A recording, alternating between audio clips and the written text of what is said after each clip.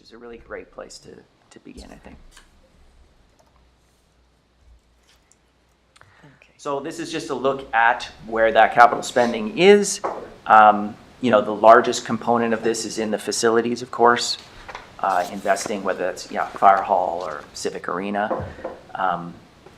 There's the technology side of things too with NG 911. This doesn't reflect all of the grant components of this, but this is just the total capital spend. And if I layer on top of this what we have for water, sewer, and hydro, then you can sort of get a better picture of what we're looking at coming forward. So some big projects coming up in water and wastewater. In particular, you can see in 2027 we start to have that large wastewater component looking at the wastewater treatment plant. We've got, you know, the finished water storage this year, 5-mile replacement as well on the water side. So quite a few number of projects coming up that will require borrowing, as well as the, you know, tapping into those reserves. And like the city manager said, we're not, you know, the plan is never to build these reserves and hold on to them. It's to take those peaks and account for those valleys and be able to smooth taxation as much as possible. But, you know, looking at the costs of borrowing $1.5 million is over 20 years. The repayment on that, you'd need a 1% tax increase, just to kind of put that in perspective. Councillor Payne has a question. Can I just give a really simple analogy? Sure. So this is our household. We know every so many years we need a new roof. So we can either start saving every year and putting it into a savings account to be ready to do the new roof, or we can wait until we need the new roof, borrow the money, and pay interest for the next however many years it is. So it's sort of a balancing act of where you're at. Mm-hmm. Okay, that's the way I like to look at it. Makes it and simpler. If you graph that out, it's quite surprising to see the difference in how much less expensive that roof is. If you had put that money ahead in advance and got a return on that investment, then the taxpayer portion of that roof, or, you know, the resident's portion of that roof, is smaller than, of course, the cost of that roof's higher if you had to borrow and pay interest. So that's what we try to do is, you know, and there's a component of this where we're recommending adding that 1% piece each year to put into capital reserves, is really just to lessen the cost to the taxpayer of those projects over time. Yeah, especially in light of the fact that I'm projecting when I'm going to need to replace the roof on our house, but there may be factors moving it either way. And if I get into a place where I have to do it this year and interest rates are up or materials are up over what they were last year or next year, that in itself is going to cost additional money. So I'm in a better position if I can be prepared for that. Many layer I'd add to that is we have 20 roofs, and we don't have to put money away to replace those 20-year roofs all at the same time. So we might put away money to replace 5 of those roofs, and, you know, by continuing to, you know, collect over time, we can keep replacing 5 roofs over time and not, you know, have that, you know, the whole amount of the 20 roofs at one time. That's the benefit of having the, you know, this collective approach to it, and that's the difference you see in the regional districts where they have each service has to cover its own thing, so they can't take the money from roof 1 because roof 5 actually failed first, and we can, you know, take that money and invest it in roof 5. So, you know, that municipalities do have that advantage of being able to manage their assets a little more, you know, flexible than regional districts. I still think there's a way for RDs to create some service that would, you know, collect these, you know, these amounts, and they could all draw from that somehow. I'm not sure how you'd make it work, but it seems like there should be some avenue to not have to collect in each service and replace in each service. Thank you. Yeah, and you may have seen as well in the facilities capital plan, there is some investment in software, and you probably remember that facilities condition index software that have the bubble charts that show you the different buildings and the deferred capital maintenance on those buildings. This is an extension of that same software that would allow us to be able to make those projections out further and see when building 1 needs a roof replacement and building 2 needs a roof replacement or a boiler replacement, so that we can map that out better and, you know, allocate reserves, project borrowing, do whatever we need to anticipate that ahead of time. And again, just making us, that the more we can plan forward, I think the better value we can create for residents. You know, that's, we're going to talk to our other neighboring municipalities to see maybe there's an opportunity for us to collaborate on a, you know, a piece of software like that that we can all use, as opposed to all of us doing it individually or having, you know, all have to hire different people that know that software. So we're going to look at how do we better collaborate as local governments.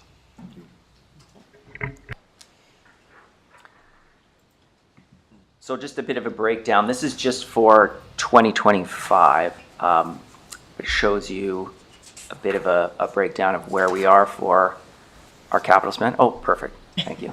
Nice.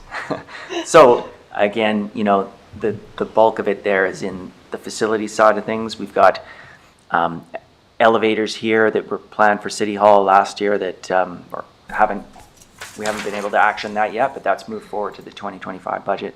We talked about Fire Hall. We talked about the Civic Center. We still have grant funding remaining from the Civic Center project, so that's carried forward, and we'll do some planning in 2025 to see what the remainder of that would look like. On the transportation side, you know, we invest $1.5 million a year in our roads, sidewalks, bike lanes, that active transportation piece. We'll continue to do that. We also have a transit exchange that's supposed to start here in the spring, and that is also a majority grant-funded project. So it'll be exciting to see how that materializes. On the vehicle side, you know, we've got regular replacements. There's some hydro vehicle in there. Looking at the 5-year plan, we've got about $700,000 in the 5 years that are earmarked for electric and hybrid vehicles. When the climate group comes and presents on the 3rd Friday, I think we'll talk a little bit more about, you know, following up on that presentation that we had on different strategies for moving forward with electrification of our fleets.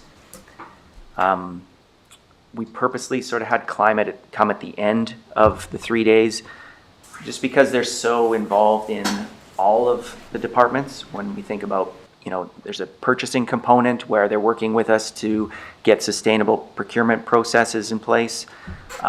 They're working, like I say, with Jody and the garage and the fleet replacement program. So it's kind of a nice wrap up to have them at the end and sort of touch on sort of the different places that they've advised and collaborated with other departments in kind of creating this budget.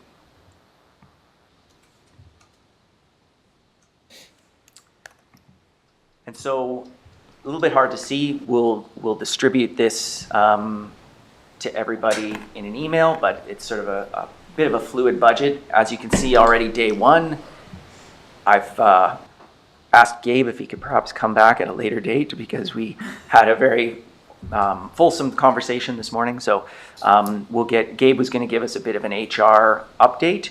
Some of those, you know, his budget component is, you know, not a significant change from the prior year, but we can talk a little bit about it. But he was going to give you a bit of an update on where we are with HR, you know, activities that he's done and staff and retention and recruitment and those types of things. So we'll ask him to come back, and it's, you know, touches on the budget, but it's kind of its own conversation. So yes, this afternoon we'll hear from Youth Center, Farmers Market, and Campground, Bylaw, IT, Admin, and Finance and Planning or Parking. And then the calendar's there for the 2nd Friday where we get more into the public works, facilities, parks, that side of things. Planning department in that afternoon, and I've asked our police chief and librarian if they can come back and discuss any questions that we might have on their budgets. I don't think we actually heard the library budget. We had their, I don't want to say strategic plan, but their master plan that they presented. But Tracy will come back and present on their budget as well. And then for the third Friday, as I mentioned, we'll have the climate team back. Should have the fire master plan in advance of that third Friday, so we can see the implications of that on the budget. And then I'm hoping we can spend sort of the middle part of that day doing some refinements and kind of looking at different scenarios and options so that the staff can go away and try and put something together that we can call our draft budget. Any thoughts on that, or? Good. A lot packed in there.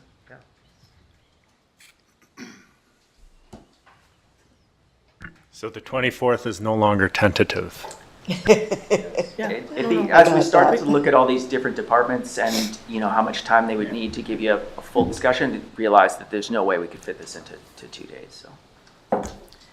So this is an opportune time to break for lunch. Hopefully it's coming in, unless anybody's got a question right now for either the city manager or the financial officer. I have a question. Since Gabe is going to come later, not today, I don't know if within his presentation he's included some of the efforts for professional development and indigenization and those bits, because I really love to see that progress and initiatives. So if it's not in there, if he could add a couple slides, since he has an extra day. I haven't seen a slide yet. I asked him to, that recruitment retention came up, Yeah. performance management and leadership development are all part of it. Thanks. Councillor Payne. I'm just interested if this slide deck will be available to us, because some of the slides that you had at the front, like when I got the budget, I did forward it out to a couple of people who I was interested in their feedback on, but that information at the beginning would also sort of sets the stage as you have for us today, but I think it would be valuable for people to look at. Yeah, no, for sure. So there's this one and then all of the other department ones in there as well. Maybe we'll share those with you here at lunch so that you have them for the day. Yeah, it's easier to see. Publish all these in the Yeah, webpage? yeah, should be great. Yeah. So it'll be on. We'll it'll create be- a budget. Yeah, 2025. it was just really those few about setting the scenarios that we're looking at. I think that's really useful, that people understand what we are considering. Like, we're looking at this 30,000 foot view as we move into this process. Yeah, no, we can send them, definitely you'll get all the presentations, and we'll also get them published so that, the general public can view them when they so choose. Awesome, thank you. Okay, if I could have a motion to recess for lunch. Moved by Councillor Woodward, seconded by Councillor Tate. All those in favor, and that carries. Thank you, Mayor. I'm just going to collect these.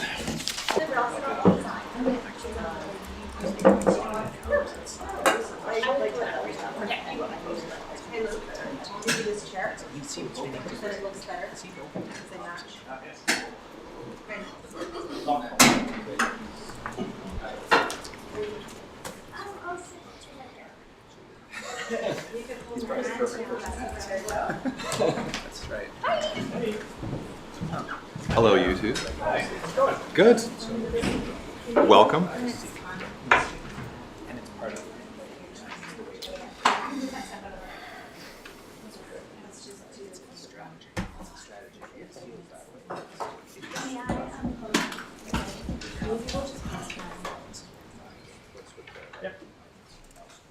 Did you need like a water, coffee? Yeah. Thanks for the treat, Madam Mayor. Thanks for the treat. Your worship. It's good to eat it sometime. Don't leave it in your drawer for the next 2 years. I will. Mind you, it'll probably still be good. There's so much sugar in it that Yeah, totally. I don't think it could possibly go bad.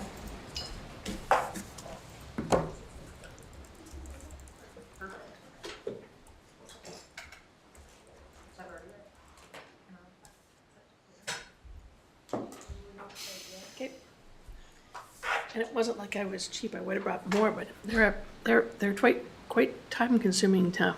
Who called you cheap? Why Make. are you holding that as the thing that Well, you're I mean, defending like, against? just bringing something of one, it seems like a little. Oh, no, gosh.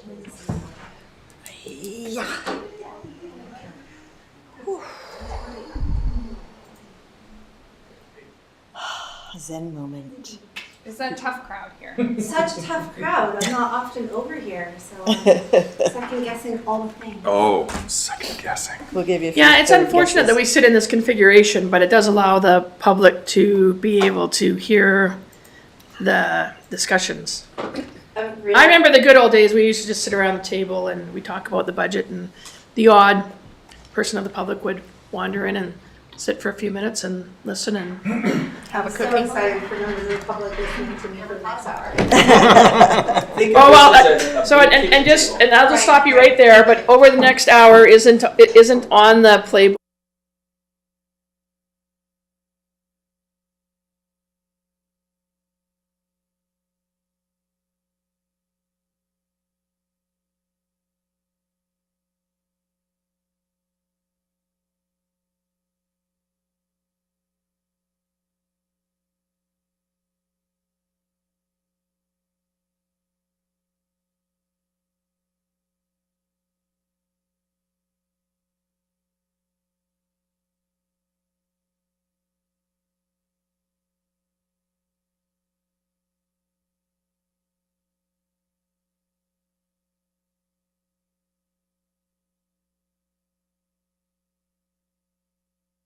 Some updates and requests and such for a number of our city departments. And we are starting today with youth and community programs and the farmers market program. So over to Terry and Luke. Good afternoon, everyone. I trust this morning's session was informative and that other staff had the opportunity to demonstrate their passion for their departments. And now it's my turn. My name is Terry Wilkinson. I am the manager of youth and community programs here at the City of Nelson. And I have brought my most tenured lead hand specific to the Nelson and I'm so nervous. The NDYC. And so this is Luke Mason. I'm honored to share with you our year in review, and I would like to start with the Nelson Farmers Market program. The Nelson Farmers Market proudly supports local farmers and small businesses from throughout the entire Kootenay region. Our market has a wide variety of fresh farm produce, including fruits and vegetables, dairy, honey, meat, eggs, and Linden Lanes even introduced decorative floral arrangements this past year. Our talented artisan vendors create beautiful pottery, home goods, hair accessories, handmade cards, knives, wooden bowls, paintings and signs, candles and soaps to highlight just a few treasures you may have the opportunity to purchase at one of our market events. Ready-to-eat food vendors really add. Little, yeah, because I think they're going, are you, yes. Oh, little loud back. I wanted to make sure that everyone could hear me. That's perfect, right around there, it's great, sorry. Thanks, Jesse. Thank you, Ready-to-eat food vendors perfect.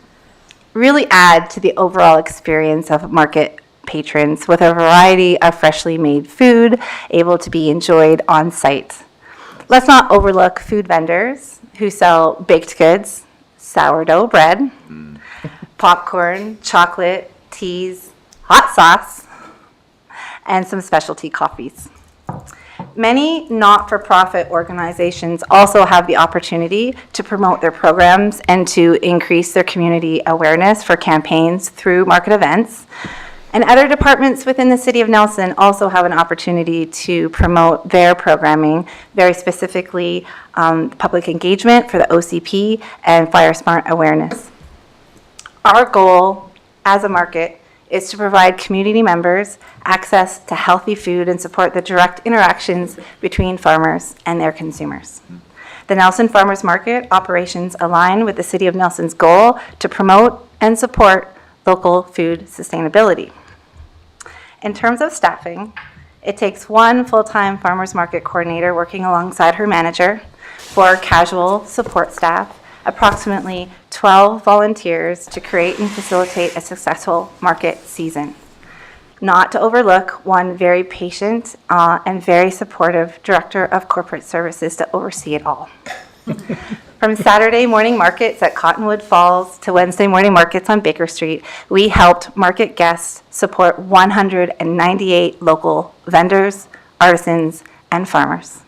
This is an increase of 39% more vendors participating in our market programming in 2024 in comparison to 2023.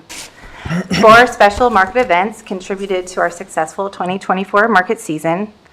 Our staff successfully facilitated 3 market events within a 4-day span twice this past season in order to accommodate our successful night markets without compromising our weekly market events. Weekly markets attract a very different target audience in terms of vendors as well as market patrons in comparison to the night market special events. So we really wanted to work hard to accommodate all needs of the market community. 24 live musicians and bands, live painting, craft tables, yard games, circus performers and dance groups, face painting, scavenger hunts, and photo booths kept us entertained during 45 market events. This was one additional event in comparison to last season. The British Columbia Association of Farmers Market coupon program generated $62,000 for local farmers while providing food to community members most in need. This also was an increase of 7%. On slide 2, I'd like to move into highlights of the 2024 season. Market programming provides our community with a very unique experience. Not only do our large events like a night market attract visitors and tourists to our city, but it's important to note that these program opportunities are completely accessible. There is no cost to participation for market patrons. Community members can make connections, learn about different aspects of our community, and enjoy free live music. This all couldn't happen without a passionate coordinator. Alina Robitaille joined our department to oversee markets for the 2024 season and found considerable success despite many setbacks at the outset of her season. She worked hard. I'm going to say that one more time. She worked really hard and showed her experience as a previous market vendor, as she always saw everything through the lens of a vendor, and her previous experience as a market coordinator was a proven asset. I quickly identified communication with the business community as an area within this portfolio that needed to be prioritized. And although by the end of last season, we did start to make progress, it was this season that we truly earned the trust of the business community, very specific to businesses operating on Baker Street. I have included this as a highlight for our 2024 year because great progress through thoughtful and respectful discourse was able to happen, and I look forward to furthering the progress established this season. The BCAFM coupon program, what did I just press? This is an opportunity to highlight the success of community collaboration, as we were able to successfully partner with 4 local not-for-profit organizations in order to distribute coupons to those living within our community with the greatest need, including low-income families, expecting parents, and seniors. The collaborating organizations included the Nelson and District Women's Center, the Nelson Community Food Center, Nelson and District Seniors Coordinating Society, and the Kootenai Kids Society. I witnessed firsthand the true impact this program has on our community. Moving along to another highlight for my 2024 year, I want to end with Cottonwood Falls Park. I'm sure you'll hear about this from other departments, but quickly, Cottonwood Falls Park is an ideal venue for community programming, and we are so proud to call this home for our Saturday morning markets. Final upgrades to this venue were completed, which included a new bridge, sidewalks, and improved parking area. And although our farm vendors were momentarily displaced at the beginning of the market season, it was worth it as the leveling of the historic Farmers Row proved to be an integral to the enjoyment of our farmers and their market patrons. And at the end of it all, we can't have a market program without our farm vendors. Saturday morning markets at Cottonwood are well attended. Live music is a lovely addition to draw community members and guests to our region. I want to highlight that our programming is free. It costs nothing to come down on a sunny Saturday to connect, to learn, and for those able, it feels really good to support local small business. Moving along to my 2025 work plan, I've managed the City of Nelson Farmers Market for 2 seasons now with 2 very different market coordinators. I've quietly observed to better understand the culture of our market community. I've started work on updating our current vendor handbook, as I feel it's important that a guiding document for all vendors needs to accurately reflect current market programming. I also feel it's important that all vendors understand our policies and longstanding assumptions and they all should be formalized so that new vendors, 39% new vendors this season, have all the same experiences and expectations. I also intend to implement a new setup process for market events facilitated specifically on Baker Street to enhance the overall safety of vendors, market staff, as well as volunteers that will be included in the updated vendor handbook. The Hall Street Pier project was completed this year and adds another notable destination and prominent landmark to the City of Nelson. And we are so lucky that we have a variety of options for viable venues in which to facilitate our market programming. I recognize that change is hard to embrace and respect at this time, but I am officially committed to exploring how our community and our programming can utilize this beautiful addition. This segues nicely into the introduction that our team is currently working with our communications coordinator to facilitate a series of engagement surveys. Our first survey will be released to vendors. Our second survey will be released to the business community, specifically operating on Baker Street. And once we have an opportunity to analyze the information from those 2 identified interested parties, we will go ahead and put together a third survey to engage with the greater community. It's important to me that we offer the best quality programming and experiences to everyone involved in the market event. And I have prioritized gaining a better understanding so I can better meet the needs of the market community. And then I want to talk about new vendor fees. I've engaged in the process of reaching out to other markets through a discussion forum with the BCAFM to inquire into current vendor fee patterns across the province. I've heard back from a few, and I will continue this important discussion with other programs to determine what would be best for our own programming moving forward for the 2025 season. And at this time, I'd like to invite Amy to speak to this last slide on budget. Thanks, Terry. So for 2025, we're expecting a slight increase in vendor fees. As Terry mentioned, potentially some new locations or a change in those vendor fees that we charged on Saturday markets, for Wednesdays, night markets, etc. In salary and supplies, what we aim for the farmers market is to come out as kind of a net zero, not costing the city any money. So with increased revenues, we can spend more if available to bring in, more live music or keep it a lively event that can attract people to come to those events, but kind of monitoring with that revenue that we're seeing getting in. So.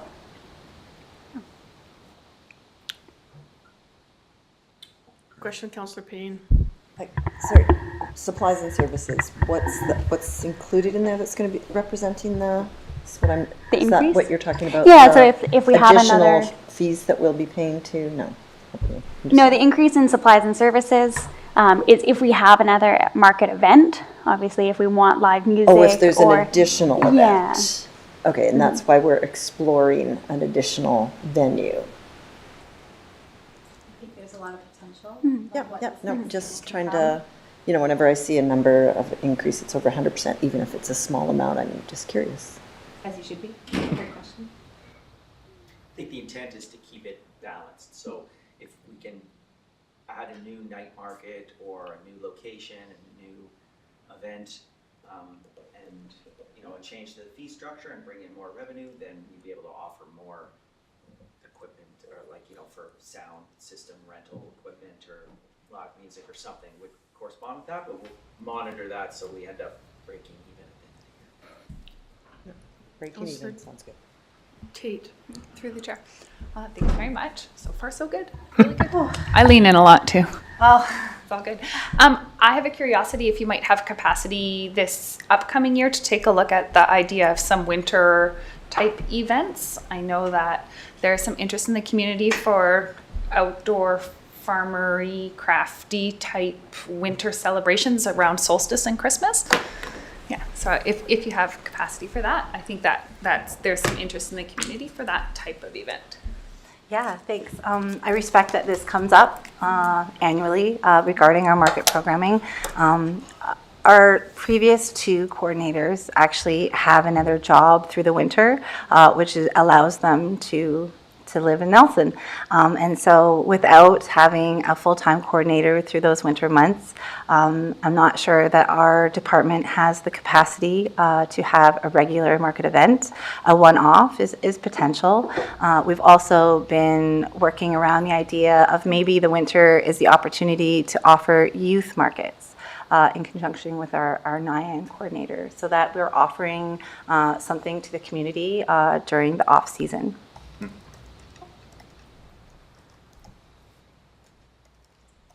Councillor Payne. Just a logistical thing, but the process, you're looking at fees now, so when do your vendor applications open, so that how quickly do we have to move on a fee structure change? We were delayed last year, and so they didn't actually go live until closer to the end of February. I would like to get a little bit, going a little bit faster this season, but I think there's a little bit of room. We could. Our coordinator is only working 1 day a week right now, so I guess it's not like it's okay that there's applications coming in, but she's only going to be processing them once a week. And so when she's full-time, it would not take too much time to process all those applications when she's able to come back full-time. So we just need to move fairly quickly. It if could there's a new move fee fairly structure quickly. coming in. Yeah. Okay. Good to know. Priorities. Councillor Woodward. Thank you, Mayor. Great. I love markets, so it's wonderful to see it thriving. I'm wondering about the coupon program, and I know that program, I think, was 2012 when it started. I think. I'm not totally certain, but it's somewhere around there. Might have been 2013 or 14. But it was very small level in those days, and it's grown considerably. I would love to see, actually, if you can get a BCAFM would have the information on the file for Nelson, but like how much that's grown. Wow. And to actually highlight that on the website, or you could even have like a thing at the market which shows that growth, because it is this kind of a fantastic program where you're supporting people with low income, and you're also supporting local farmers, and it's like this wonderful synergy, and it's a really great net benefit for so much. So if you could find that information, because I know you go year to year, but since you started, but I'm really curious it was very small back then. Like I think it was 10,000, or I think it was something like that. It was very small. Oh, wow. But I have no problem reaching out to the funders with that. I know that they have a special place for us within their organization. We were actually the first market in the province that was taken over by a municipality. And so whenever they see me or my signature from Nelson, they always have a shout out of like, yeah, thank you for leading the way. oh, that's nice. Yeah. But yeah, that'd be interesting data. Yeah. And then getting that data out to the public, and just so they know that this is happening, it's growing, and it's helping a lot of people. Yeah. And And supporting the local hopefully would bring more awareness to the program Yes. for people that would continue to benefit from it. Yeah, Great idea. thanks.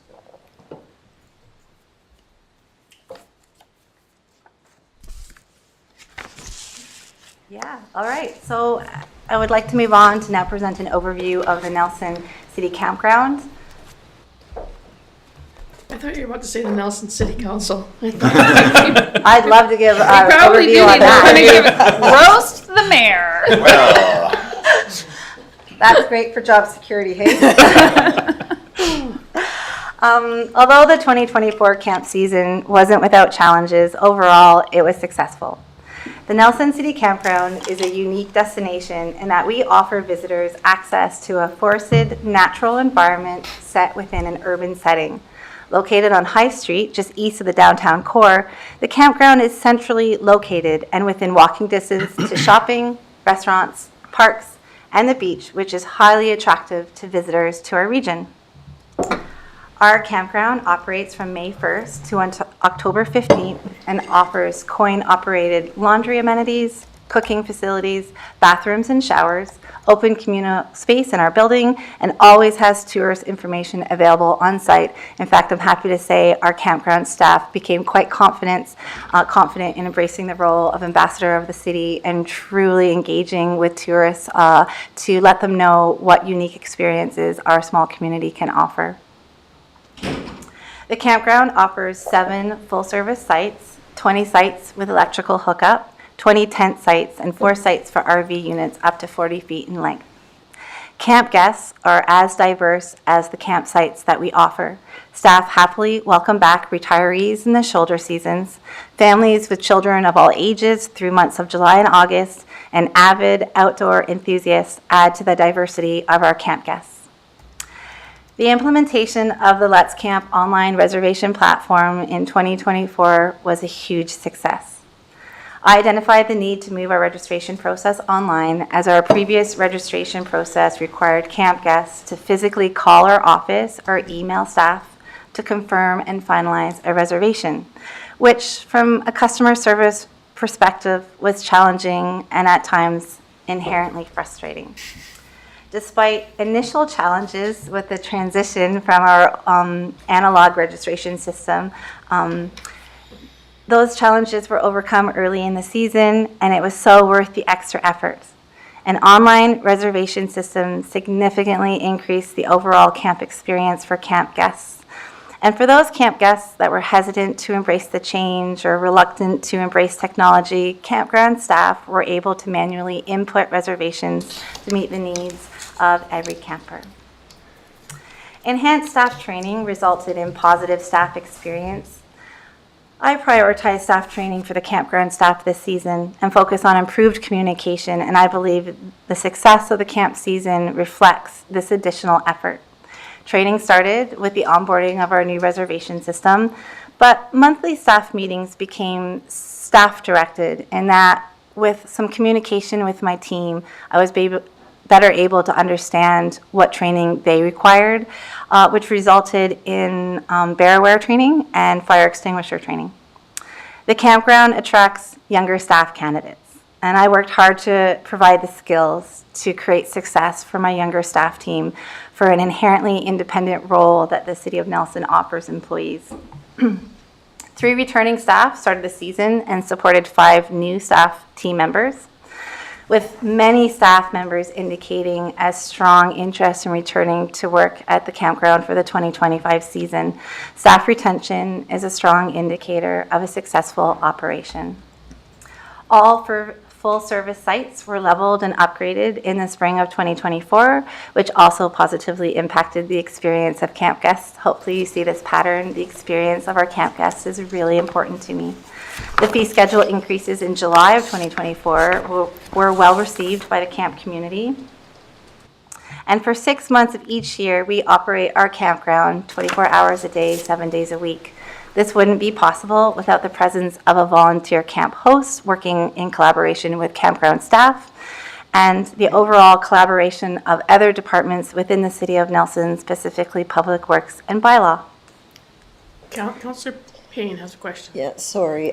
If you could just repeat for me. So you said you had 3 returning staff. Yeah. And 5 new. Yeah. For a total of 8 8. staff over the course of and 6 you said they're months. generally youth that are coming into those positions. So really great opportunity to have an entry into the city work. Thank you. Yeah, great question. Sorry, is there anything else I can address at this No, time? that was the only hand I saw, so.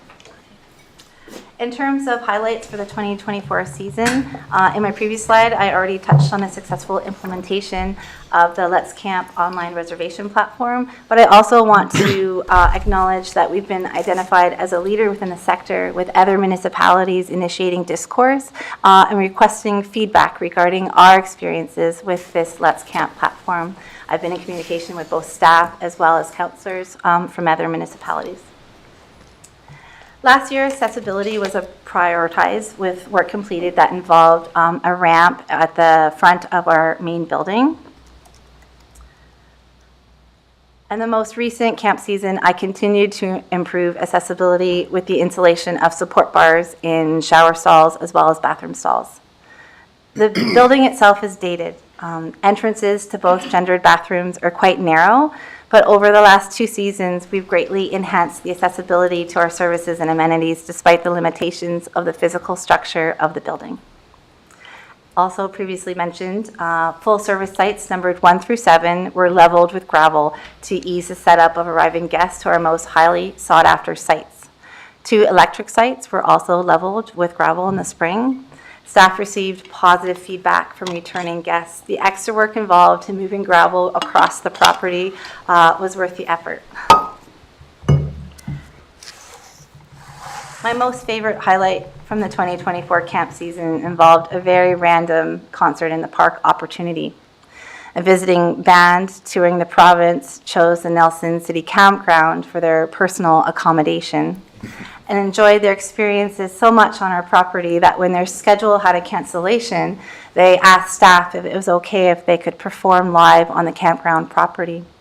Live music was heard throughout the neighborhood, which attracted the curiosity of local community members, and our concert in the park was a beautiful moment in the history of our campground.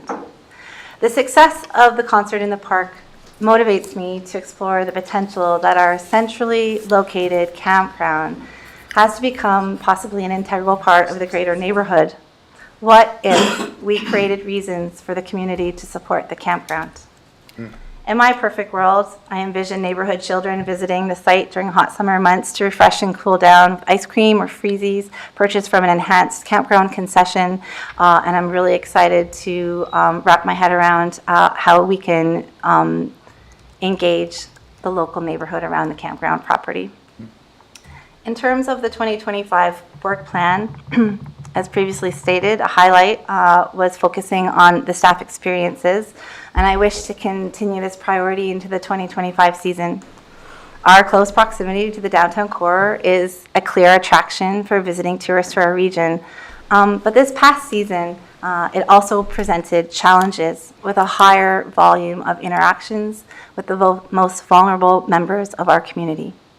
We have a young staff team at the campground, and I really feel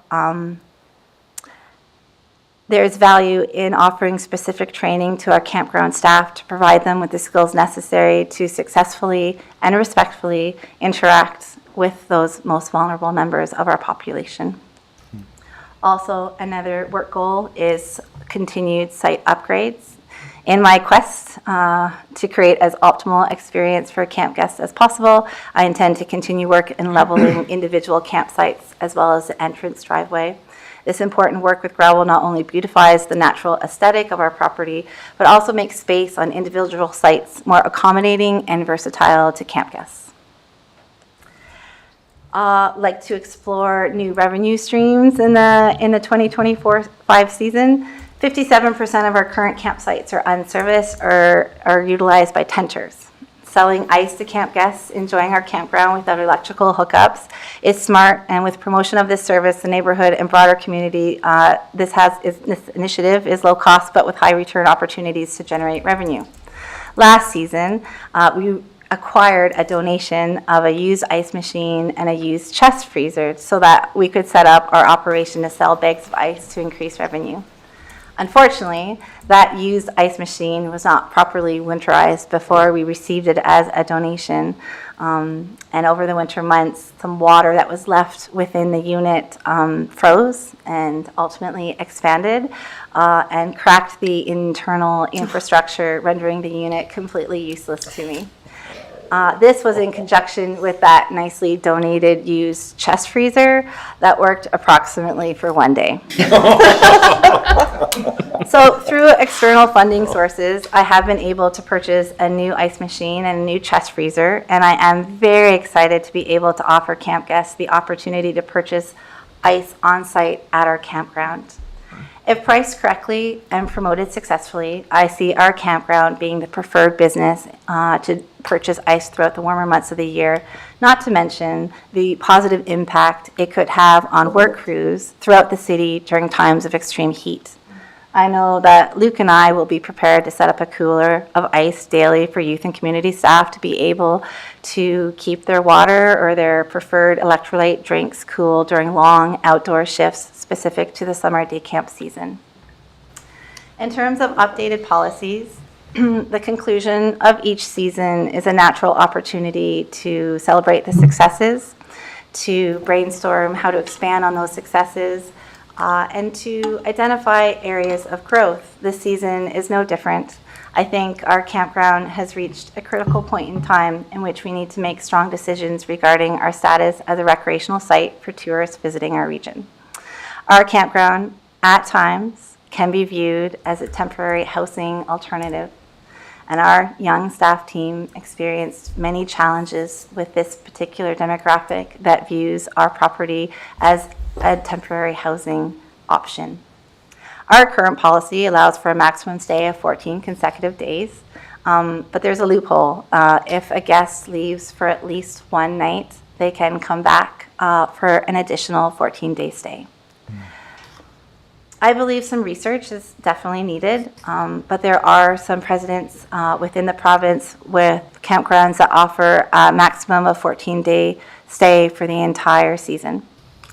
If we implement a similar policy, it would really limit the challenges staff experience with camp guests utilizing our property as temporary housing, which generated many complaints and unsafe situations for camp guests that chose the Nelson City Campground as a vacation destination, as well as unsafe work conditions for staff. We need to move forward to critically analyze our priorities and balance the needs of local residents with the needs of visiting tourists in our region. Over to you, Amy. Which brings us over to the budget slide again. So for revenue, we've kind of just bumped that up to align with the actuals for 2024 and including expenses. As Terry mentioned, there's not a huge change. We did a really good job last year and we're going to continue working on that for the campground. Annually, campground does provide us with additional revenue, roughly hovering around that $40,000 mark year over year.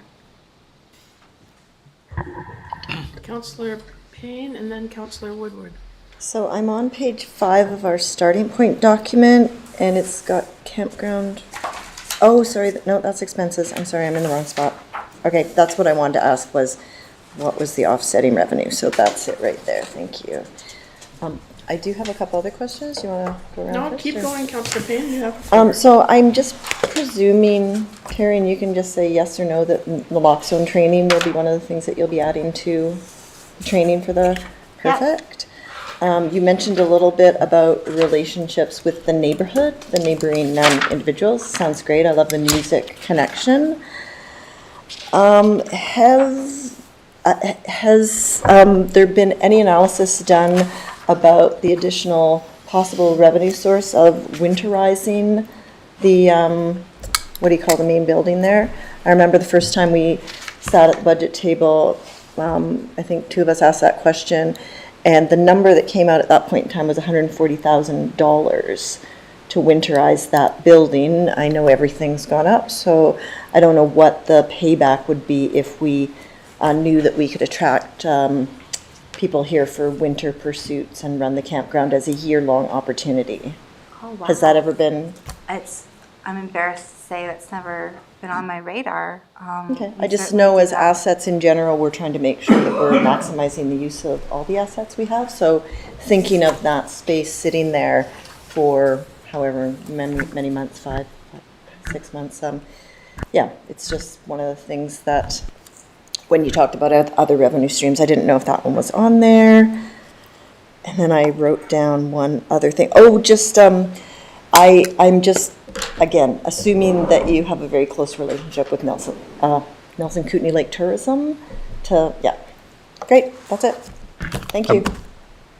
Mayor, if I may, Yeah, sure. it's a great point, Councillor Payne, that you bring up about winter camping. And I think now with Whitewater actually creating a market for that with their sites up at the hill, it'll be interesting to monitor that and see if it does create more of a market of those folks that are coming here to ski and you know, offer them another many people have invested a lot of money in their vehicles that they can stay in them. So it's a really good thought and something that we can discuss after how we might look into I it. mean, I think Whistler has parking lots devoted to that where you just pull in with your vehicle, and as long as there's a plug-in, you're good to go. So again, maximizing revenue in that place. Councillor Woodward. Thank you, Mayor. I'm wondering, is there like a capital reserve for the campground? Not the, like the, depends what the I'm just grounds or thinking the like- facility. Like Most- other things we have, like we only build up a capital reserve so we can do upgrades and, We don't have a specific campground reserve, Okay. but any of the facility would come out of the building reserve. reserve. Any equipment or upgrades would come out of reserves. that we reserves, can- okay. Cause I can, as you're talking, Terry, I can imagine like, you know, we will keep, you know, upgrading and making this better and better and hopefully that the revenues would kind of match that growth. I am cognizant of like the impact it might have on the neighborhood and talking about the challenges that you spoke about that could have a negative impact, which, I mean, I really want the neighborhood to find this to be a net positive gain for everyone, right? And it is a really wonderful location. Every time I walk by there in the summer, it just looks, you know, it's this kind of magical zone. So yeah, I just hope that we can continue to build and grow that, but within the context of making sure the community is coming along with us on that journey, because yeah, it's especially because it is quite small, and it's, you know, there's a lot of family and kids all around there. My other question was, you talked about growth, actually having more space in there to actually host campers. Is there actually more room to do that, or are we kind of maxed? I think that we're pretty maxed with the formal sites that we have. I know we've been creative with overflow and just putting people in parking spaces to accommodate their needs for 1 or 2 nights. I think we're pretty limited in expansion in that way. Okay, but one more follow-up? Sure. Thank you, Mayor. But we can make the building better and all the systems around it better and improve on that. Yeah. And I love your ideas of like improving revenue stream that would flow back into making it better. Yeah. So that it becomes kind of this like wonderful, well, it is a wonderful zone, but very, very net positive for everyone involved. It has potential, I Yeah. believe. Thank you. I'm going to go to Councillor Panera before I go back to you, Councillor Payne, if that's okay. Yeah.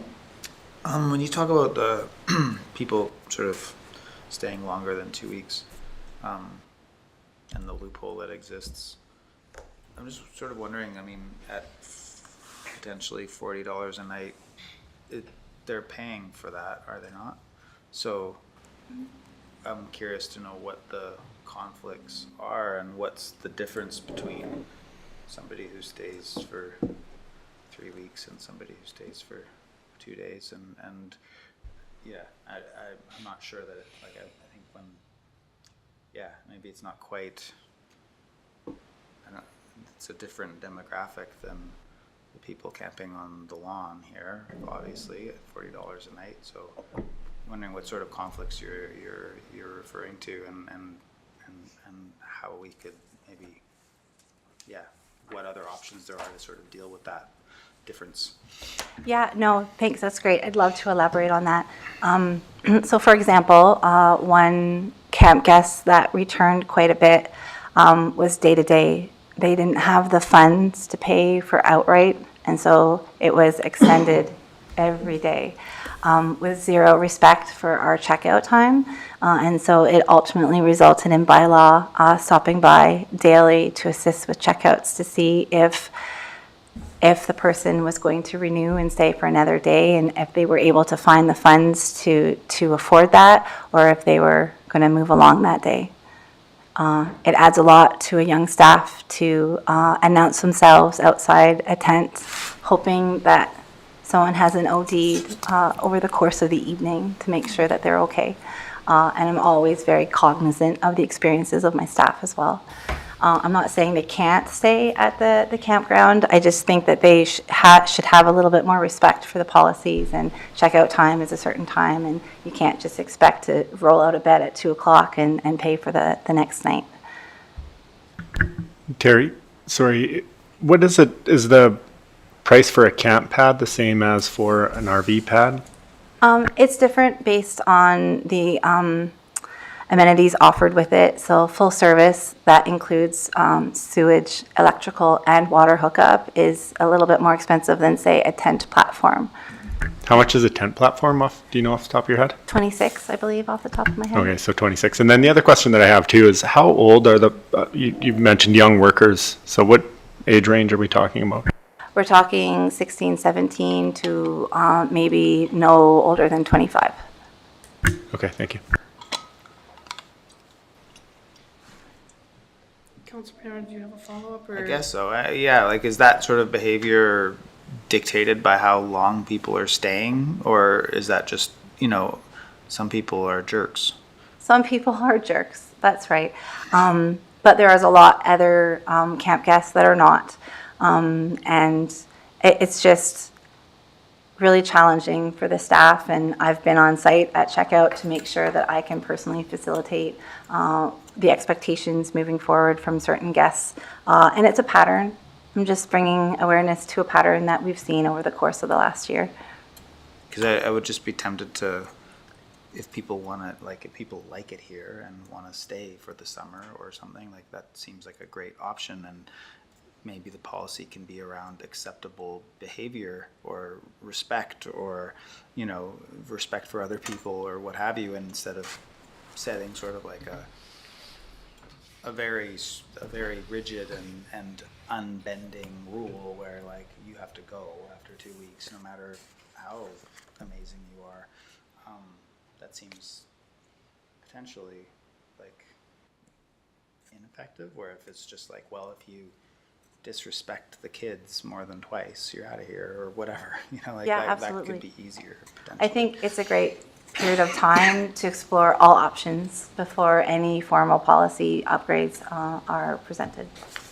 Yeah, I think the current philosophy of the campground is it's temporary tourist accommodation, not, not for the summer. It's to allow many people to come use those sites. We have limited sites, so that's the current philosophy. And that's why the 14-day rule was in place to, so that no matter what your behavior, you didn't spend the whole summer in one site.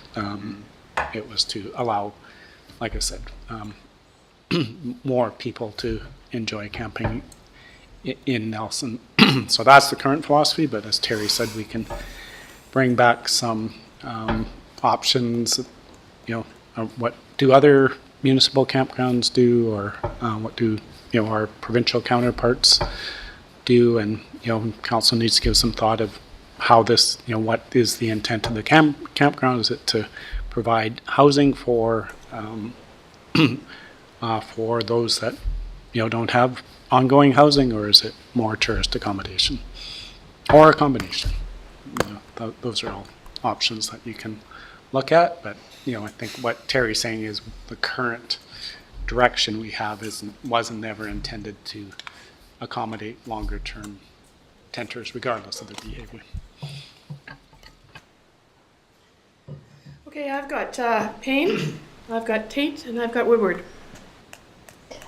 Just the increases to staff and salary here. I'm just interested to know if those are general increases to the current staff that you have, or if you're adding staff. It didn't sound like you were adding staff. And part of that question is, I tried to find it, sorry, I wasn't quick enough. Do you pay living wage at the campground? Our our frontline support staff at the campground are minimum wage, and we have a role of attendant that is slightly higher than that.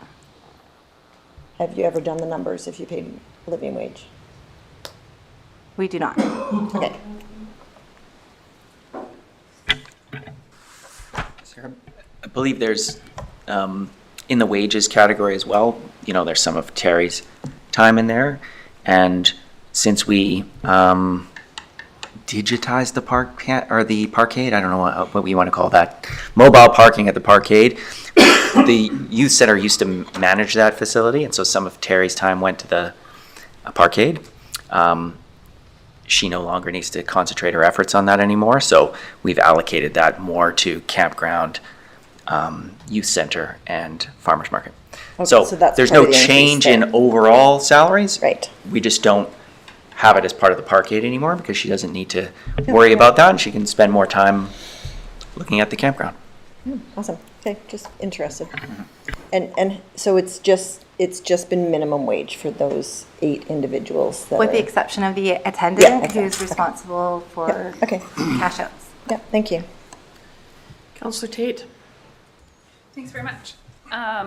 This piece of property comes up in a lot of my coffee conversations.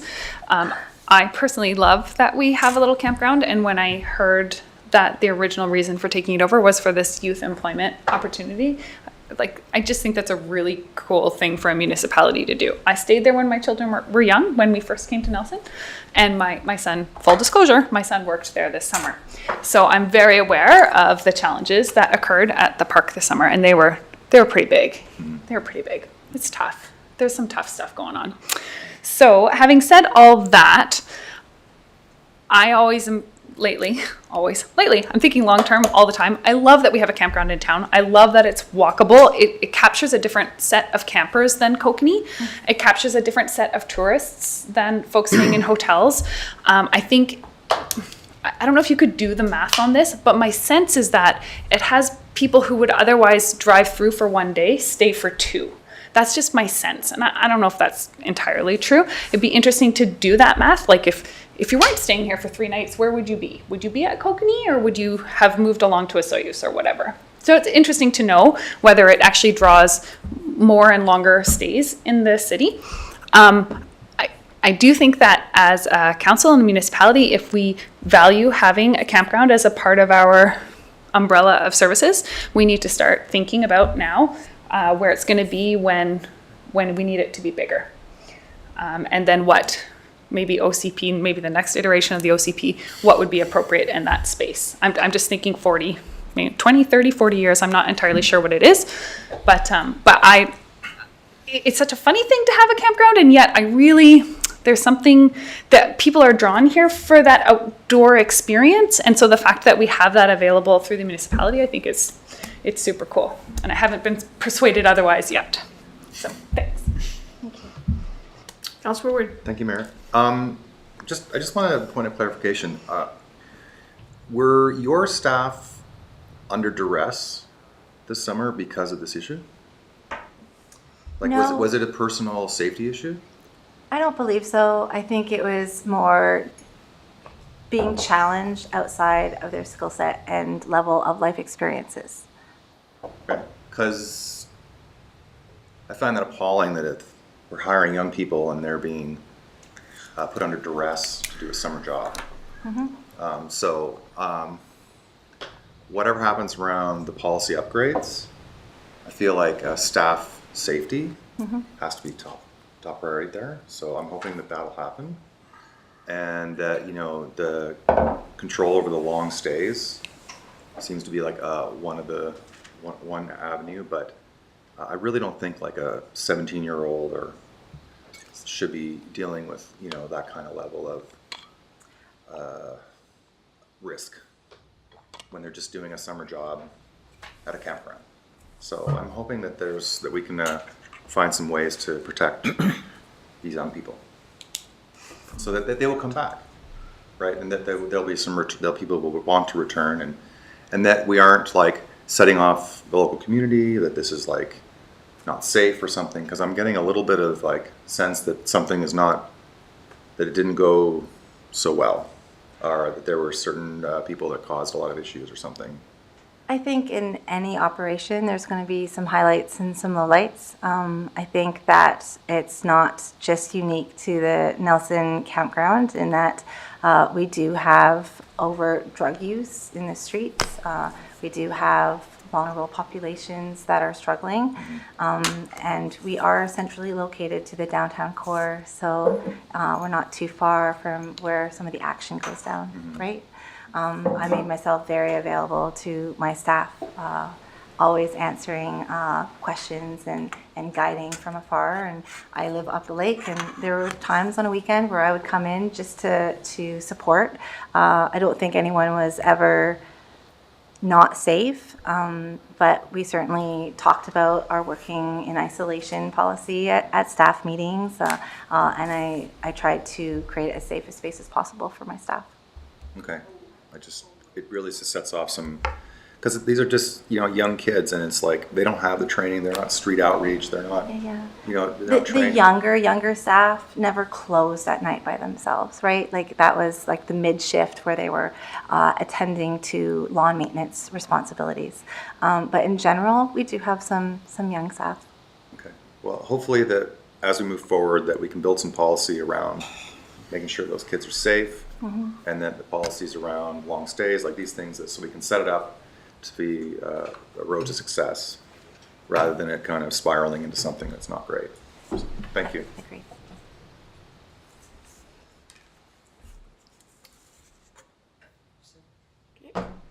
There we go.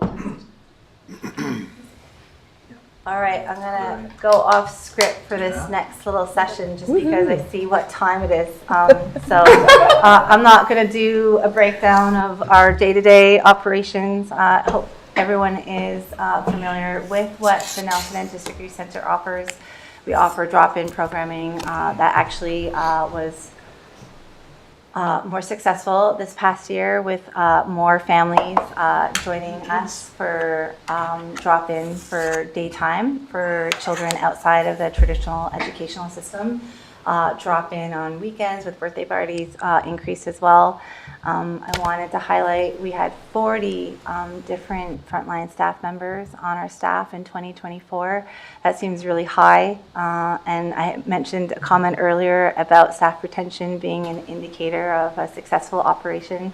And I just wanted to say, again, we empower and employ youth. And so some of those 40 people were Nelson Leaf players that had to go back to their home communities at the end of their season. We had 8 secondary students that convocated in the spring and moved on to greater things. And so, it does involve supervising young staff that included 40 unique personalities this past year. We do offer some special community events through the youth center. We had our very first community appreciation barbecue in June, where we supplied a beautiful dinner for the community and the families that support our programming. It was well attended with some very positive feedback.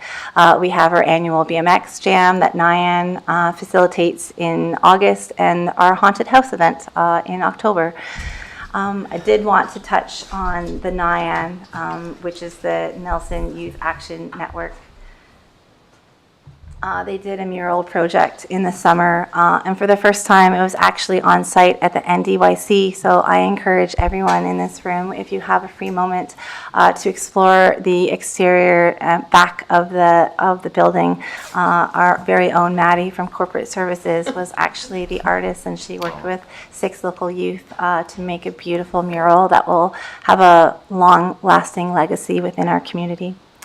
Some big numbers there. We had 210 children participate in our summer day camp program in 2024. This is actually up from 45% in 2023.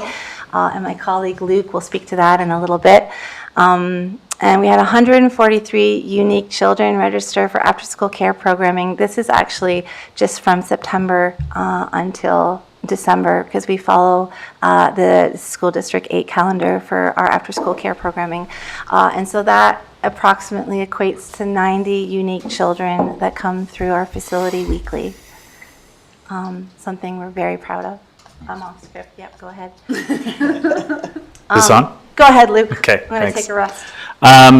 The day camp expansion was my idea. When I was going through the numbers for camps in 2023 for the summer, we were taking 40 kids a day in our program at one location.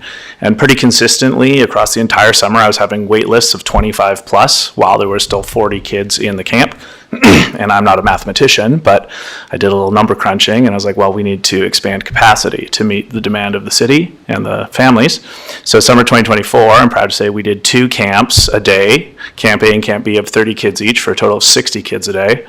And pretty much every day had up to that. I mean, there's obviously always cancellations, but still wait lists of 5 or 6 or 7 kids a day while still taking 60. And though that was quite a bit of administrative work for Terry and I, we were up to the challenge, and it was a little bit easier for the frontline staff because they only had to do 30 kids a day instead of 40.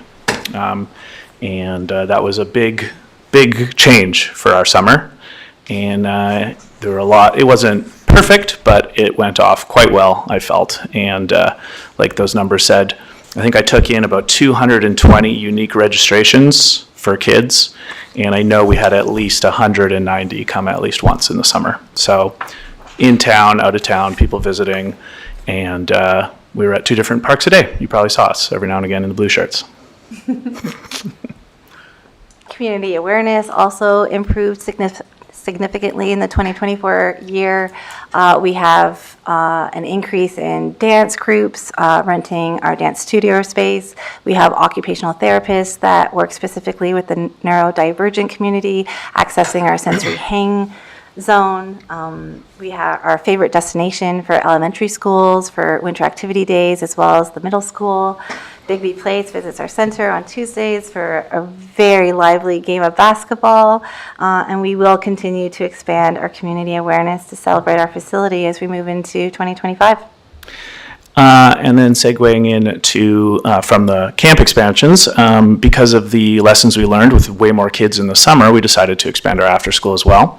So we take up to 60 kids a day for our after school program, as well as up from 40 from last year. It's not always at 60, but it's pretty, I'd say our average is about 45 in a week per day.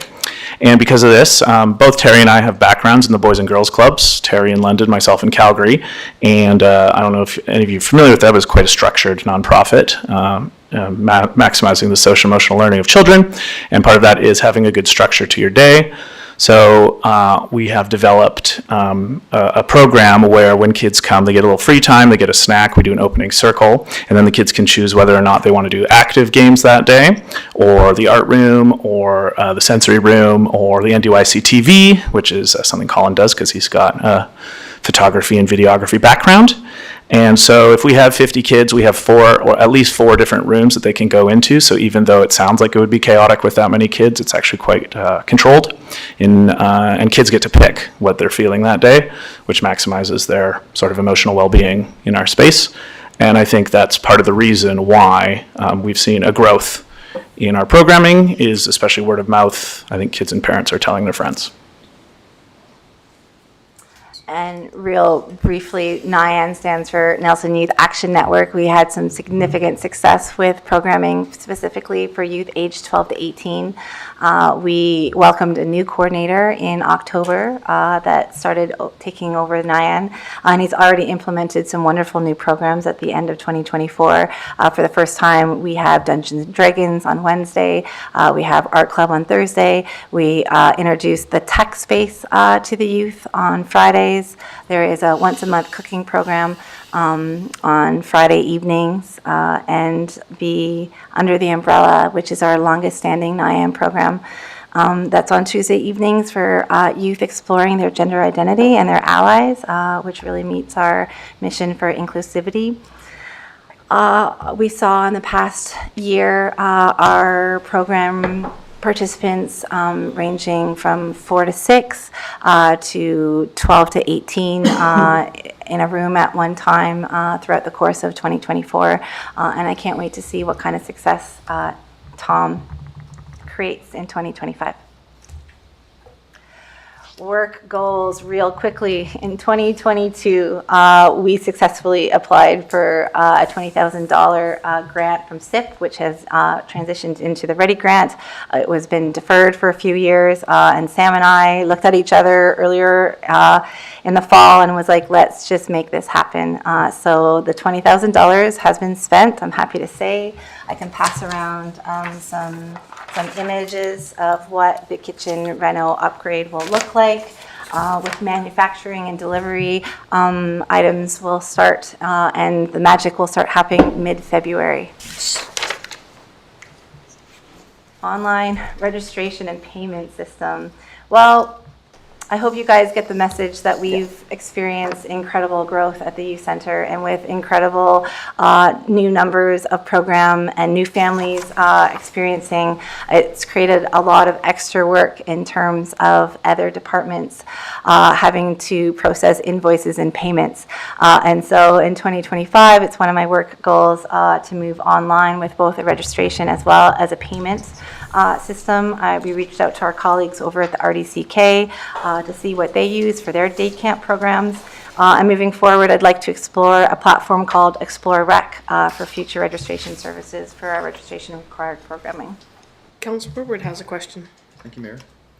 I'm wondering about how your building space is holding up. If you're talking about this is a lot of growth. Yeah. How do you feel the building is servicing this growth? I think it meets our needs in many different ways. I think that we've been creative as a staff team. We've refurbished a storage room to become a program space that's very versatile. Just recently, we were talking about creating a tween hangout in that space as well, since there's couches inside. We're using our multi-purpose room in multiple different ways, and our sensory hang zone transitions to dance studio, transitions to birthday party space. So really, it's about being creative and having each program space highly flexible and versatile. And one more.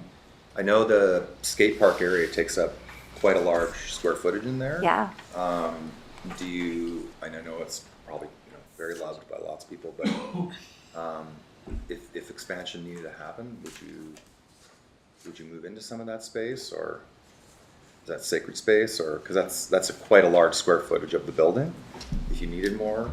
It's such a unique opportunity for our community. It's very rare. I know that there was a big one in Calgary that recently closed in 2024 because you can't make a profit with an indoor skate park. And I think we're perfectly suited to offer that amenity to our recreational community here in Nelson. If I get a say, it stays. Okay, so I'm just saying, is growth being captured in that building, and you're able to work Yes. with it? Yes. Great. Okay. At Thank this you. time. Thank you. Councillor Payne. I know you said you had over the course of the year staff of 40. What's your full complement of staff sort of averaged? In the highest points in the summer, where our department is the most busiest, I had 31 staff in all the different departments, and there was a small percentage of that staff that were cross-trained in all three programs. So the 40 staff that I mentioned for the NDC, like NDYC, was just in the course of 2024 with that department and not campground. So add in overall. On the payroll right now, do you have 31 individuals? Probably 30 to 35 individuals. Perfect. That's what I'm trying to get my head around. I heard the 40 number as being over the course of the year. So some coming and going, which is sort of normal in any organization. Thank you. I'm going to talk a little quickly about the high five principles of healthy child development, which is something we're bringing to our staff capacity this year. I personally have worked with kids for over a decade now, and the best training I have ever taken is high five. And the high five principles are: if your program has a caring leader, the kids can play, make friends, participate, and develop mastery in their endeavors. You're maximizing their flourishing from a scientific child development psychology perspective. And so that is a priority for the Youth Center this year. I have actually become trained and accredited to deliver this training to our staff. I went to Vancouver in October.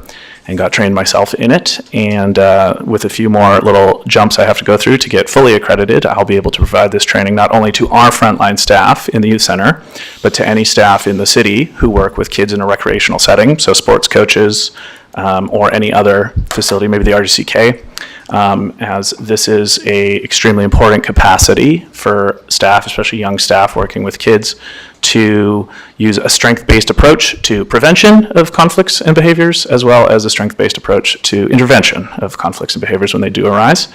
And so it is, this year, our growth is, rather than growing the number of kids in our program, we want to grow staff capacity and get them accredited a bit more, so that for those who do want a future in this field, they're starting on a strong footing with learning about High Five and how it contributes to the social and emotional learning of the kids in our program, so that when parents send their kids to our program, safety is the bare minimum they're getting for their money. They're getting kids who develop abilities to calm down their anger more consciously, to avoid jumping to conclusions, and all of the grand scheme of what it is to grow up with other people, which we assist with in their intangible skills that they're building. And I think, I would say very proudly, that's something we're doing really well at the youth center. Nice. Councillor Lockenberg. I've been thinking about the youth center for a while now, as we think about our rec campus. We think about what's happening up at 10th Street, and I keep coming back to the question of the role that the youth center plays in terms of our mandate and our responsibilities as a local government. And part of my thinking and what I've been circling around is the notion of broadening our funding pool, because we're dealing with something that doesn't directly fit. I mean, you can draw the lines and make it fit, but you know that we kind of impinge on some provincial responsibilities. But then there's more broadly, there's a social good that I don't know if we're doing a great job of communicating, because I think people are used to thinking about youth in certain buckets, like, oh, there's the school system and I pay my school taxes, and why should I go above and beyond that? Because for all those people who don't have kids, they feel like they're contributing to the social good via their school taxes. So I was thinking and asking myself, like, in other municipalities that don't have sort of direct funding for youth programming outside of, say, the library or a few things like that, what do they do? Who picks up the slack? And you know, there's so many community groups that do, but oftentimes it's actual philanthropy, you know, like the community foundations that lean into this. And I'm wondering if we could, how we might be better or more proactive at broadening our resource pool so that we can build on the great work you're doing. I'm not talking about like replacing necessarily municipal funding, but growing the programming that we're doing through like endowments from people, like, you know, just really communicating to people like, have you included us in your will? And we've got a program that does that. Because I feel like there's the fundraising potential is much higher than we're currently doing right now. And I'd love to see like a big increase, and I'd love a few, you know, wealthy benefactors to step up. But I don't know if they would unless they really have the context, unless they've been asked and explained why and how all of this work that you're doing is benefiting the community in general and really setting youth up for the future. Do you have any thoughts on that? I think I can add that to my 2025 work goals. Yeah. I mean, I'd love to hear back that you've done something on it, not to just add more work onto your plate, but I do feel like it's a missed opportunity maybe. Yeah, it's grant writing season, and I do submit about 10 to 12 grant applications a year. Yeah. So we do have that, but to seek out community donors, I can explore that with a great deal of enthusiasm. Yeah, well, that's great. What I would just a little bit of guidance there. What I might start with is just a little campaign to raise awareness that you're accepting donations. Have you thought about including us in your will? You know, things like that. Just so people know, because when you're writing up your will, you're like, you know what? I'll throw 20,000 to the youth center. I love the youth center, as opposed to, you know, putting it all to some program that's some national, like Canadian Cancer Society, whatever, which is great, but keeping it local would be even better. I have half a thought on that too. I think that's a great idea and something worth pursuing. I'd say 2025 is the first year since I've started working there where we might have what you would call enough heft to ask a little bit more for things like this.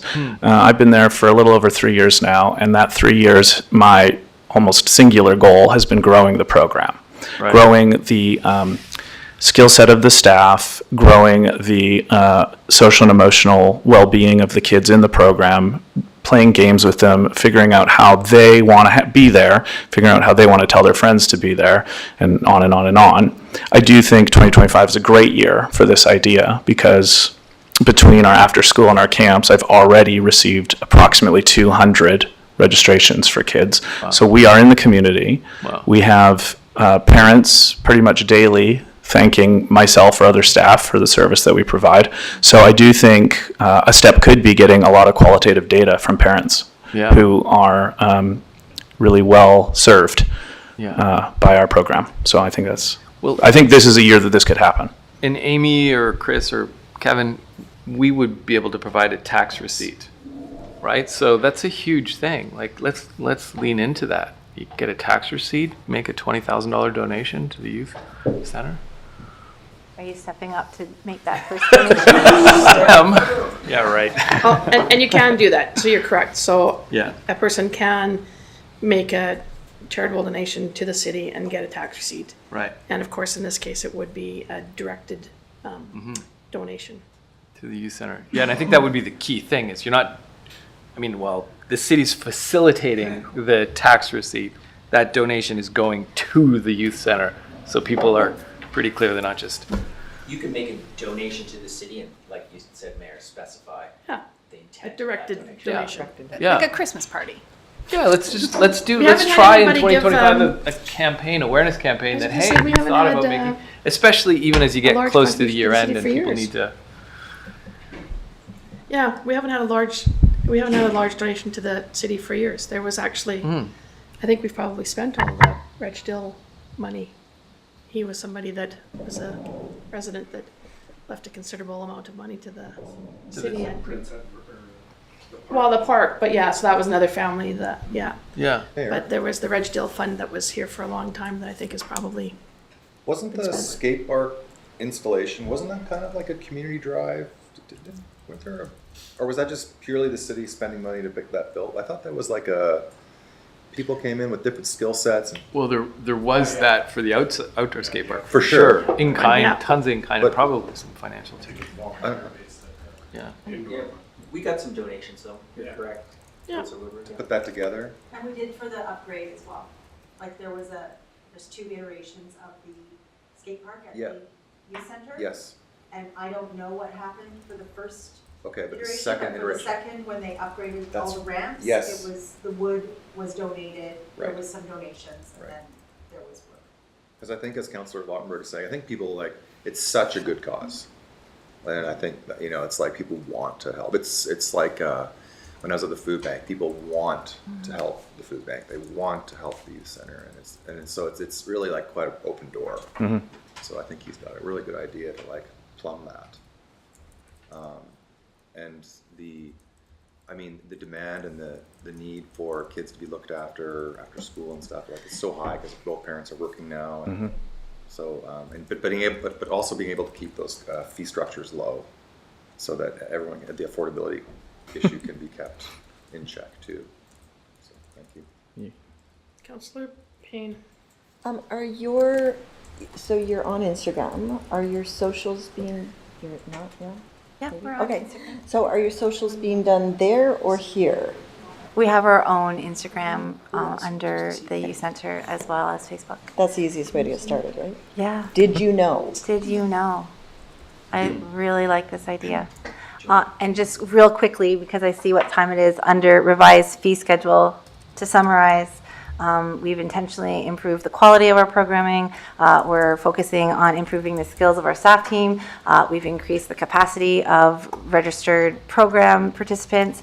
And so now I feel it's time that our quality programming is accurately reflected in the cost of participation. But we do need to move forward lightly and thoughtfully with intention to continue to prioritize the affordability of our programming. Over to you, Amy. I'm going to say it again. We saw a lot of growth in the youth center last year. So 2025, Terry and her team have really looked at the schedule and with the new fee structure kind of outlined what they believe that is achievable with those day camps and after school programs. With an increase of kids, obviously there's ratios you need to stick with. So you'll see an increase in salary and benefits, as well as Chris mentioned earlier, just a little allocation of Terry's time being focused more on the youth center rather than the parkade. And then supplies and services, really just looking at what we used last year and going line by line with departments to see where we can kind of trim back. And this is a great example on a department that's doing really well at that. Councilors, any further questions? Okay. Well, I think that this is one of our exciting divisions that we have here, not only because of the fact that it's kind of a fun community thing and it's much more fun talking about skate parks and campgrounds than it is about force mains and sewage pipes. Sewer pipes. Well, Let's not hurt rub anyone's that off the feelings. screen because he'll probably be watching the meeting.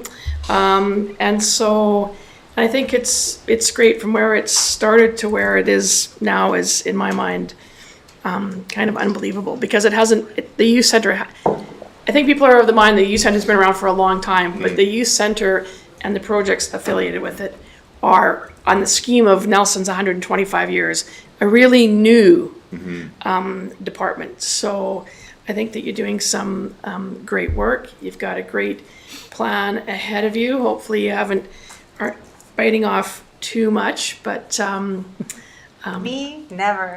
yeah, I have every faith. So yeah, thank you very much for your presentation today. Thank you for your time. Sorry it was Fran. late. Thank you. You did pretty good there. Great. So I'm going to give us 12 minutes there at 2:30. If we could all be sitting down again, so I could have. We will be about a half an hour behind, but I think it's important that people have the opportunity to stand up. And we will come back to bylaw. We have Adriana here and Sarah. Thank you for having us. Good afternoon. I'm here, my name is Adriana Snatiel. I'm the manager of Bylaw Services. I'm here to give you a quick overview of what we do on a day-to-day basis. The bylaw officers are often the first point of contact for residents and visitors, answering questions and providing information about the City of Nelson, acting as ambassadors to promote community harmony and public safety. Our primary responsibility is to ensure compliance with city bylaws through education and enforcement, with an emphasis on voluntary compliance. We provide bylaw enforcement and animal control, parking enforcement, and coin collection, maintenance, and repair of all parking meters and pay stations within the city. We work closely with Public Works, arranging regular encampment cleanups and notifying them when we come across locations requiring street or sidewalk maintenance and cleanup throughout our patrols. We work closely with planning and development and building services to achieve compliance with short-term rental, business licensing, and building contraventions. And we work closely with Climate and Energy, WildSafe BC, and the Conservation Officer Service on wildlife and bear attractant messaging and enforcement. We support the city campground with our presence and assistance with enforcing campground rules, and with many other services, including the Nelson Police, street outreach, mental health nurses, community businesses, and residents to address community concerns and enhance overall safety and security.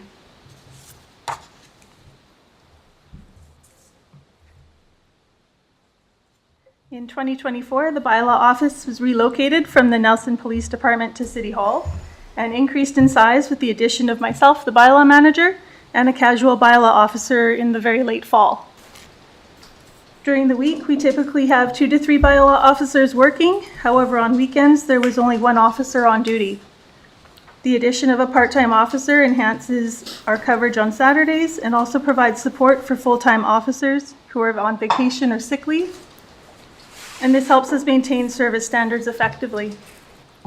One of our significant operational challenges last year was limited availability of kennel space, which impacted our ability to accommodate dogs found at large or apprehended for animal control contraventions. We were keeping dogs in our office, generating Lucky safety and dogs. noise complaints from other city staff, or driving them out to the SPCA in Castlegar as it was our only other alternative. By installing a kennel in the basement in the City Hall, we resolved our holding issues while waiting for space to become available at our contract kennel, or for dogs that would just be with us for a quick period, we could return them to their owners shortly. I've requested the installation of a security key fob for this kennel room to enhance its security, ensuring the safety of the animals when they're down there. In response to increased public attention and council interest, we also expanded our efforts on minimizing the number of negative wildlife interactions through increased education on attractants and enforcing bylaws addressing improper waste and compost containment. We also expanded our involvement with the vulnerable populations in an effort to balance the unique needs of homelessness, mental health, and addiction with overall community safety and security. We've begun building a strong working relationship with other community services. Early morning presence along Baker Street and encampment locations has received positive response from businesses and residents, and we routinely monitor these areas throughout the day. With the assistance of Public Works, Bylaw Services organizes regular cleanups of encampment areas and abandoned camps, and these cleanups have been an excellent opportunity to connect vulnerable individuals with services through street outreach and mental health nurses. In total, 408 Bylaw files were created last year, and 20,441 tickets were issued. Our priority in 2025 will be to review and amend a number of the city bylaws, including the fees and charges bylaw, the bylaw notice enforcement bylaw, and the traffic bylaw. Many of our existing bylaws are outdated and may not adequately address contemporary concerns raised by residents. Modernizing these bylaws will help us mitigate any potential legal challenges, and increasing the perceived consequences of violation will strengthen deterrence. As we establish ourselves in City Hall, we will continue development of our bylaw team, focusing on fostering cohesiveness among team members and providing comprehensive training to enhance their skills and effectiveness in enforcing our municipal regulations. As we become more deeply engaged with vulnerable populations and navigate the shifting opinions within society, we remain committed to ensuring staff and community safety by implementing training programs, addressing communication and equipment shortfalls, and promoting a supportive work environment that prioritizes well-being. Community engagement and public messaging will be vital for Bylaw Services as it increases transparency, builds trust with our residents and businesses, and ensures that enforcement reflects the values and needs of the community, ultimately leading to more effective compliance and a stronger sense of shared responsibility. We will work with the communications department to post relevant bylaw information and updates on social media and our website, and have more presence at community events, such as the farmers markets, to provide educational materials and answer questions. Our commitment to these goals this year will allow us to exceed current service levels, meeting ticketing targets, enhance public perception of bylaw, and provide greater support to our officers. Do you have anything to add? I do not. That's awesome. Thank you. Good job. Councillor Payne. I'm interested, so 408 files, and then 21,400, I might not have gotten that correct, tickets. So those are tickets with a monetary cost involved, and that includes parking tickets as well as other That's bylaws. correct. And if you could just say a little more slowly for me, the 3 bylaws that you'll be reviewing this year?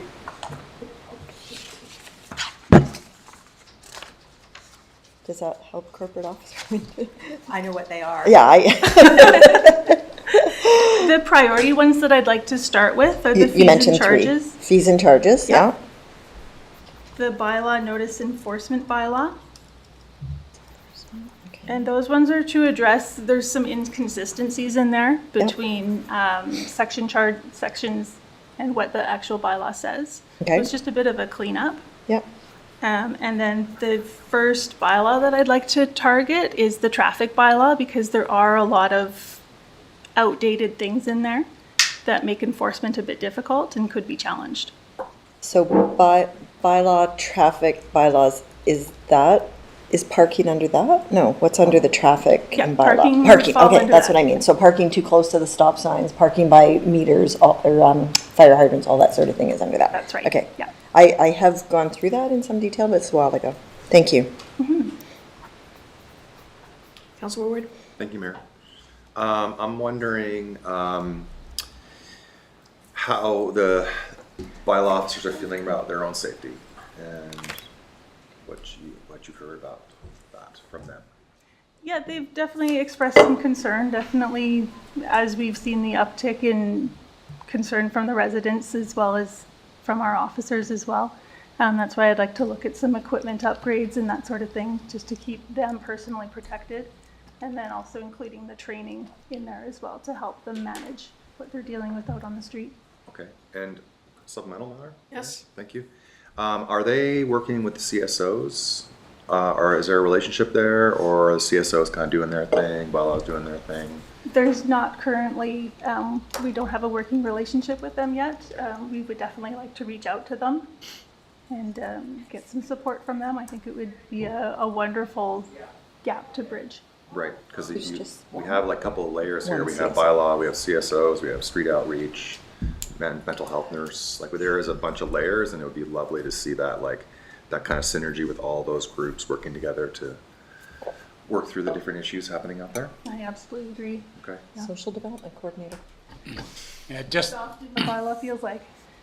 yeah, just on that, we actually had a meeting 2 days ago, I guess. Was it 2 days or a day ago? Can't remember. Anyway, certainly that was one of the things we brought up. How do we make sure we have a collective approach to the work we do, whether it's bylaw, CSO, police, Yes. and definitely the street outreach, et cetera. So how do we work together on public safety and supporting folks that are struggling? Thank you. Thank you. Councilor Lockwood? A question about communications, bylaw and communications and proactive work on bylaws. How confident are you in, or what's another way to frame it? How much work can we do to improve the kind of proactive aspects of bylaw in terms of like letting people know what their responsibilities are? I'm thinking of various things like shoveling your walk in front of your business, just the general things. In front of your house. In front of your house, yeah. Like all of the things that maybe, because I get a reactive approach maybe is better, and so investments in the proactive side of it might be, I don't know, but I'm curious at how well we're doing or the gaps in terms of really leaning forward in communication, and even in terms of maybe setting up some policy or other things that are more proactive than reactive. Absolutely. It's something that as we shift more towards a voluntary compliance model, getting that messaging out there is certainly helpful in letting people know what the actual bylaws are, as well as if we do some amendments to them, letting people know about the changes. We're not currently doing any messaging at all, so even just a little bit, I think, would go a long way.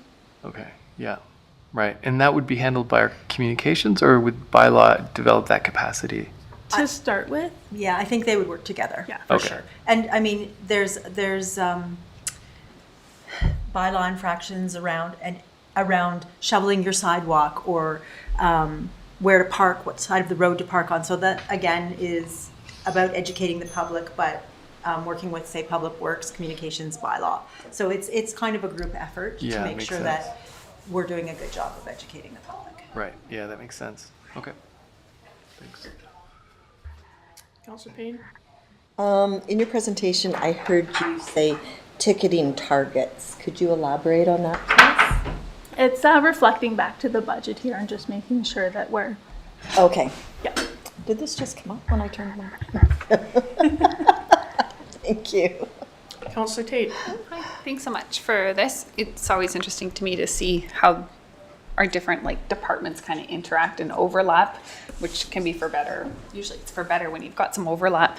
I have a curiosity around the parkade, because in my head with the change, the amount should be more overall. Did you already touch on that and it just went past me? No, we moved to the slide. I haven't talked yet. Oh, okay. Okay. Yeah, it just came up. If that's okay, I'll Yeah. transition to the budget slide. Yeah. So the coin revenue is everything we collect from the meters and the pay stations. And so as we've said, every year, all of that collection goes straight into our reserves for the transportation, so your sidewalks, your roads, your bike lanes. Parking permits and parkade, does include the parking revenue that is in the parkade. Currently, we're seeing the same occupancy, partially because when we transferred to pay by phone, and I'll touch base on that in the finance slide later today, but we're kind of seeing similar revenues as of right now. We haven't done a ton of promotion because we were working out some bugs, but I think those have all kind of passed through, which is great. So that's why the increase in parkade hasn't increased as much as maybe you had expected. Also in 2024, because parking rates increased quite early in the year, 2024 budget did have quite a bit of an increase from 2023. For the coin. Should be for everything. And for parkade as well. Oh, okay. Gotcha. Thanks. Licensing fees and fines, we're seeing an increase in those, also due to the increase that we did early in 2024.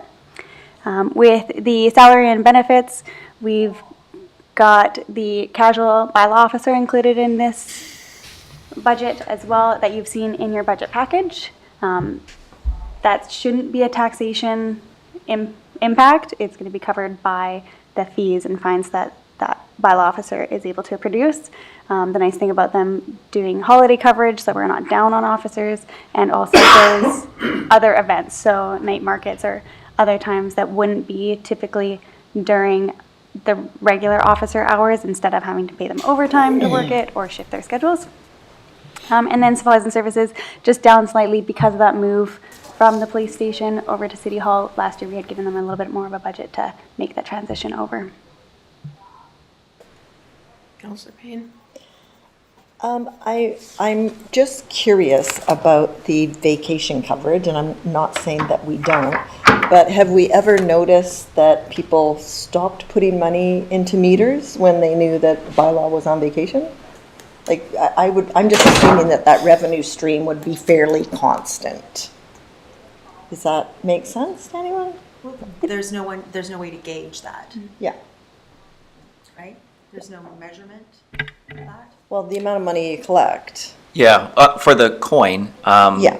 But, when we don't have bylaw enforcement, of course, they're not writing parking tickets either. So it's more that side of things that, if you Okay. have a bylaw officer on vacation, somebody else is sick, then there's nobody out there on that day. So it's really just to be able to offer that coverage when you don't have that person available. And I think, speaking from a bit of the operations perspective as well, having that additional person, and Adriana referred to it, and Amy, we then have that range to have folks out sort of in outside hours, or if we're experiencing a certain issue in town, then it's easier to take somebody to pay some extra attention to that area, right? As opposed to pulling someone off of their shift, having them shift by a bunch of hours, going through what's required through the collective agreement to get people to change shifts, et cetera, et cetera. So it really helps us, meet the needs of holidays, things like that, et cetera, but also gives us a bit more range in when, where we can actually use our bylaw services. And that might be in the fall time,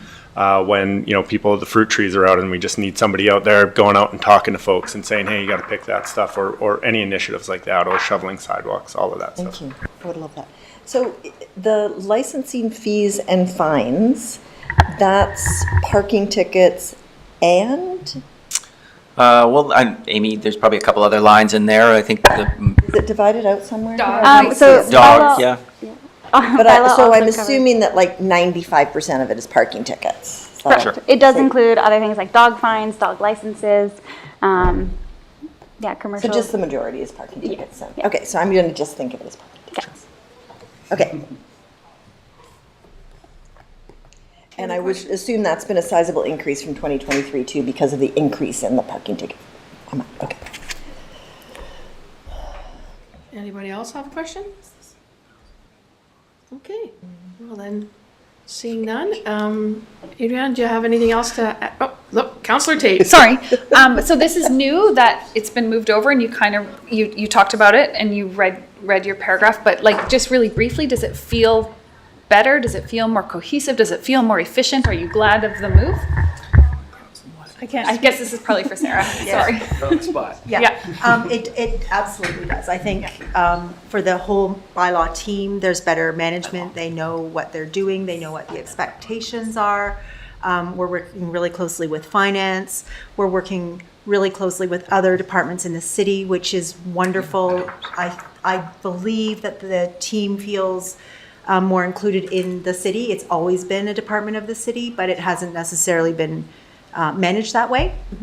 So yeah, I think it's, of course, there's been growing pains in year one, but I think that we have been able to address them, most of them, and eventually, and even now, it's definitely an improvement. And sorry, I would add from like the operations side of the coin, not only the changeover, but also having a manager in place to be able to, discuss some of the emerging issues and different tactics or strategies that might be used. I know when I chat to, the director of municipal operations in particular, he's very positive about that. I obviously get a lot of stuff that comes across my desk that comes up randomly, and it's really nice to be able to sit down and chat with someone and just kind of leave it with them to come back with some ideas. So yeah, both the move within and also that additional horsepower there. Right, because I'm imagining, well, I'm thinking about it selfishly from my own understanding, because that role was one that we approved in the budget last year, right? So it's just me understanding when like institutionally or organizationally, when we're adding in more managers, there can be a perception from the public, like, you don't need more managers, you need more people on the street, and that kind of but we do need to hear the feedback of these efficiencies, of these collaborations, of the coordination, and those pieces that are really hard to put a number on. But when we're hearing from our staff that that we do have those connections and collaboration, coordination, efficiencies, that I think those are important pieces to highlight. I also think with the manager there and better scheduling and sort of that closer reporting relationship between the manager and the actual bylaw staff, you are seeing more time on the street. Like they're out there more frequently. Yeah, that's the efficiency part for me, but yes, thanks. And I also think the managers brought like this wealth of knowledge that we don't have because we are not managers of bylaw, right? We're not bylaw officers. So there's a whole bunch of places that Adrienne is able to kind of dig back through in her mind and figure out, okay, well, this is what happened in this place, and apply it to here. And we can sort of adjust it to make it work, which we didn't have before. So it's great. Yeah. You're not Finally, Googling every time. You freed up management at the NPD. Someone was managing these bylaw officers there. So they, you gave them more time to work on policing by us taking this on and shifting that management duty here. Thanks so much. I didn't mean to put you on the spot. I was just talking organizationally. It's not about you. Thank you. Seeing no other questions, then thank you for your presentation today and the update, and looking forward to this work on bylaws, which hasn't been done. So it's just not been, there hasn't been room to do it. And I feel just from what I hear chatter is that this move has been productive, and it just brings us more in line with other municipalities that have their bylaw in-house versus under police, and I think that was as best as they might have tried to give some leadership in that role. I think that wasn't occurring at the level it needed to be. And so I think that we're seeing better utilization, better use of our bylaws as well. And which is probably showing us why we probably need to be bringing some of them into the 21st century. And so I think this is good work that's being done. So thank you again for your time. Did you have another question, Councillor Payne? Nope, just thinking about things, Okay. As you do. as I do. Thank you very much. Thank you. And next up, I think we have Nathan. Another one of our members from the Finance Department. And his responsibilities cover off some of the IT work that is done in the organization. So I wasn't sure if I'd be the only one up here today, because given the amount of snow that was falling today, I thought like maybe everybody would go skiing. But as accountants, I can assure you that Maybe Chris, that's exactly where Councillor Page. I don't know. But I would say as accountants, Chris, Kevin, myself, and Amy like budgeting just as much as skiing. So I'm gonna go in with the mindset that's why you guys are here as well. So Too true. yeah, there you go. Wait a sec. Okay. Right, guys? You guys like budgeting just as much as skiing? Nice to see you. Anyways, yeah, nice to see you guys. Yeah. So yeah, I will. I'm here with my IT hat on today. Okay. Not my hydro or finance hat. Is it a cowboy hat? That's not me. I know. That's Mark.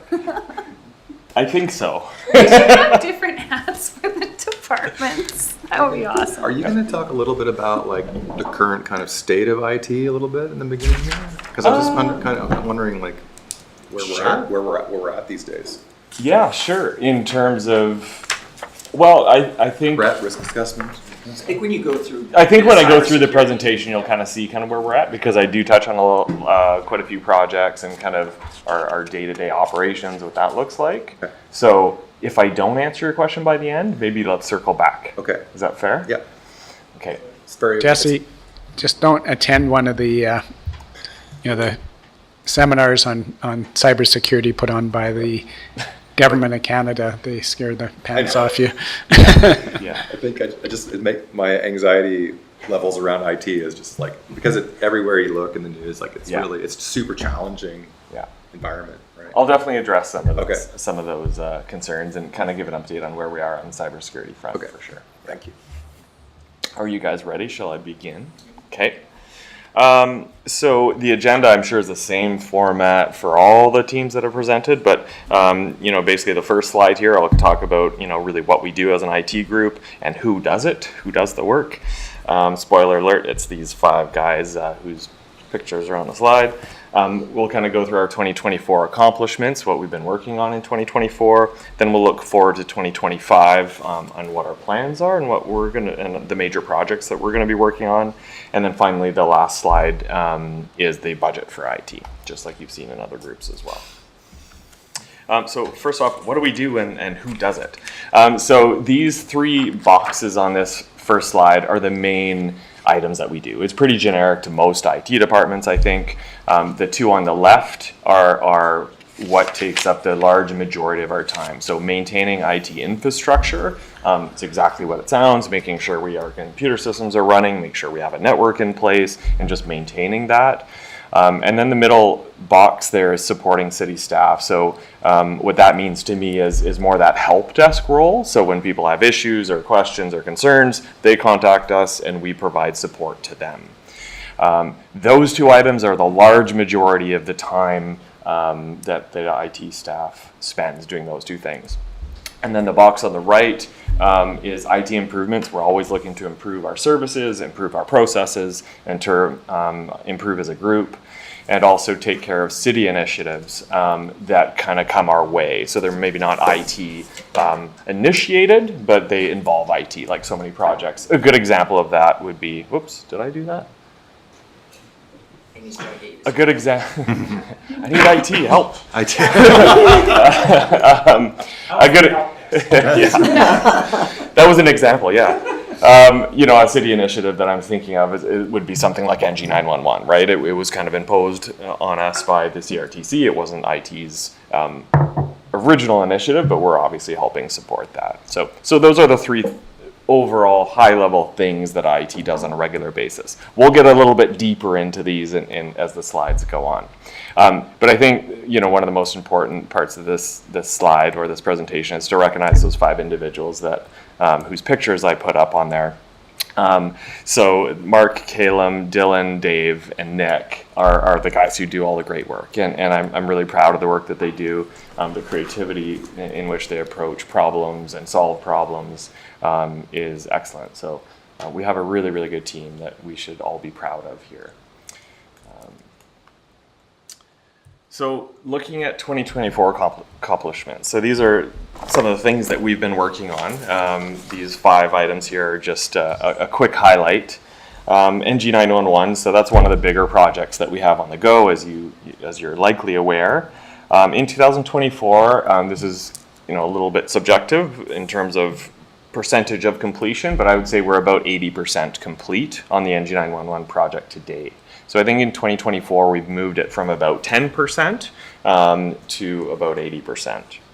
And some of the work that we've completed in 2024 include the RFP process, so creating an RFP, vendor selection, and then contract award. The vendor that we've decided to go with early in 2024 is a company called Intrado, and they do NG 911 systems or 911 systems. The system design was a big component of what we did in 2024 for NG 911. Based on that system design, system configurations, making sure we're following that design and implementing the configuration that would meet our needs. Dispatch renovations was another huge part of this, so just to make sure that the dispatch center in the police department was compatible with NG 911 and we'll be able to serve our customers well in that space. Infrastructure preparation, I kind of put cabling in quotations. It's a lot more, and I guess you can't see that. That's just on my notes. But it's mostly, just preparation for the systems, and cabling is, a very simplistic way of looking at it. But it's ensuring we have, redundancies, from building to building to make sure that if something happens to one, we've got a backup system. So these are significant improvements that NG 911 requires over the original 911, and that we're executing. Also within each building, NG 911 affects 3 different buildings. Within the buildings, just making sure all the cabling runs are in place and the infrastructure is in place of where we need it to be. And finally, equipment is on site. So we have all the NG 911 equipment. So we received that in 2024, which is a big step. We made the purchase, we have the equipment, we're just waiting for the install, which will happen in February this year. And to give you an idea of the scale, I think I sent some pictures to Chris, a couple months ago. If you were to, line up all the boxes of all the gear on that back wall, it would probably fill that entire back wall about 5 feet high maybe, compared to our current 911 system where it would fit in about a half rack. So it just kind of shows the complexity of the new system, and really the great work that KLM has done, who is on the IT team to kind of lead this project. It is a very complicated project, but we're 80% of the way there. What's remaining? Question? Oh, just sorry. really quickly, Yeah. Can you run through, for the public and for me, to be honest? Sure. Why is it so much more complicated? Like, what specifically? Yeah, it's a good question. I don't know if I can really answer that. It's just quite different requirements from NG 911 versus 911. More data. Yeah, a lot more data. There's going to have the ability to be able to text versus just take voice calls, take videos, be able to potentially in the future Facebook to 911, all these type of new technologies. GIS component is going to be much more significant than it was before, where before it was just locating based on cell phone towers. So there's a lot of improvements in terms of service. But to answer your question, why there's so much more equipment, I don't know if I can really answer that. I haven't really studied what the original 911 requirements were compared to NG 911. But I can tell you that in terms of redundancy of equipment, the new NG 911 system is quite robust. Right. You know, we have multiple nodes, so if one node goes down, you wouldn't even notice. Another node would kick in immediately. You have things running in parallel. So I'm not sure if you have that level of sophistication on the current 911 system. There is some redundancy there, but I just don't know if it's to the extent that NG 911 is. And the reason why we couldn't have gone with a cloud provider is because of data, like protection and data security. Yeah, that's absolutely one reason. Yeah. But we did, in the RFPs, I mean, we definitely selected the best proponent. There's only a few companies that do this. The two main proponents that bid on it didn't have a cloud, completely cloud-based solution. It did require quite a bit of hardware in place. Yeah. And we did go, believe it or not, we did go for the simpler version of the two. The other option was quite a bit more expensive and also would have had much more customized infrastructure that we just felt was a little bit unnecessary. So we went with more of a kind of out-of-the-box solution that's customized for us instead of a fully customized system, which may have been excessive for a municipality our size.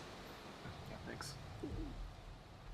So what's remaining of the NG 911 project, so maybe the remaining 20%, is really the equipment installation, which I mentioned, which is scheduled for February. Thereafter is testing, so internal testing, make sure the equipment works as described, make sure the design and configuration is set up properly. But then also there's a big portion of that that's testing with TELUS, because the information will be, or the system will be linked with TELUS. So making sure that works properly takes a significant amount of time as well. And then after that, there's training. So police dispatchers need to be trained. And then we go live or cut over to the new NG 911 system when we're ready. So that's what's remaining on NG 911. The next big item that we've been working on for 2024 is the cybersecurity front. So we're in 2024, we're in year 1 of 3 of our cybersecurity plan. And just to take a step back to remind you, we did get a cybersecurity audit done in 2023, I believe it was, both for Hydro and the city. And that's where the cybersecurity plan stemmed from, right? They had found some vulnerabilities and some improvements that could have been made. So we're now executing that plan. It is a 3-year plan. You're never completely done after the 3 years. You're always keeping things up to date, looking at new technologies, looking at different processes. But to get up to the point where we feel comfortable being, we put this into a 3-year plan essentially. So 2024 was year 1 of 3. And so some of the initiatives that we've done at a relatively high level, cybersecurity awareness training. So we've trained 186 staff. And this is something that will continue going forward as well. It's kind of not a one and done. It's ongoing training and making sure people are aware of the risks in security. Statistically, everything you read on in presentations online is people are the biggest vulnerability. It's not, weaknesses in our firewalls and our infrastructure where people find a way in, although that is, sometimes it happens. It's mostly people using phishing and emails and trying to get people's information, and it's a very specific attack based on people's vulnerabilities. So that's where the security awareness training is, kind of getting into that training to make people realize that, and so that's going to be ongoing. We've implemented an automating patching system and for security. So what that does, before this year, everything was manually patched. And what I mean by that is think of Windows Update. Windows puts out an update on your computer, you hit the button, you update a new Windows. Most of the time that's for security vulnerabilities that Windows has recognized. When we're doing that manually, we can only do so much. We only have so much staff time, and sometimes things aren't up to date, as quickly as they should be. But with an automated patching system, we get 90-95% of them patched automatically with little human intervention. So just make sure that systems are up to date and secure. So that is really a big one. Data encryption on all staff computers. That was something we implemented in 2024. Multi-factor authentication, you're probably all familiar with that.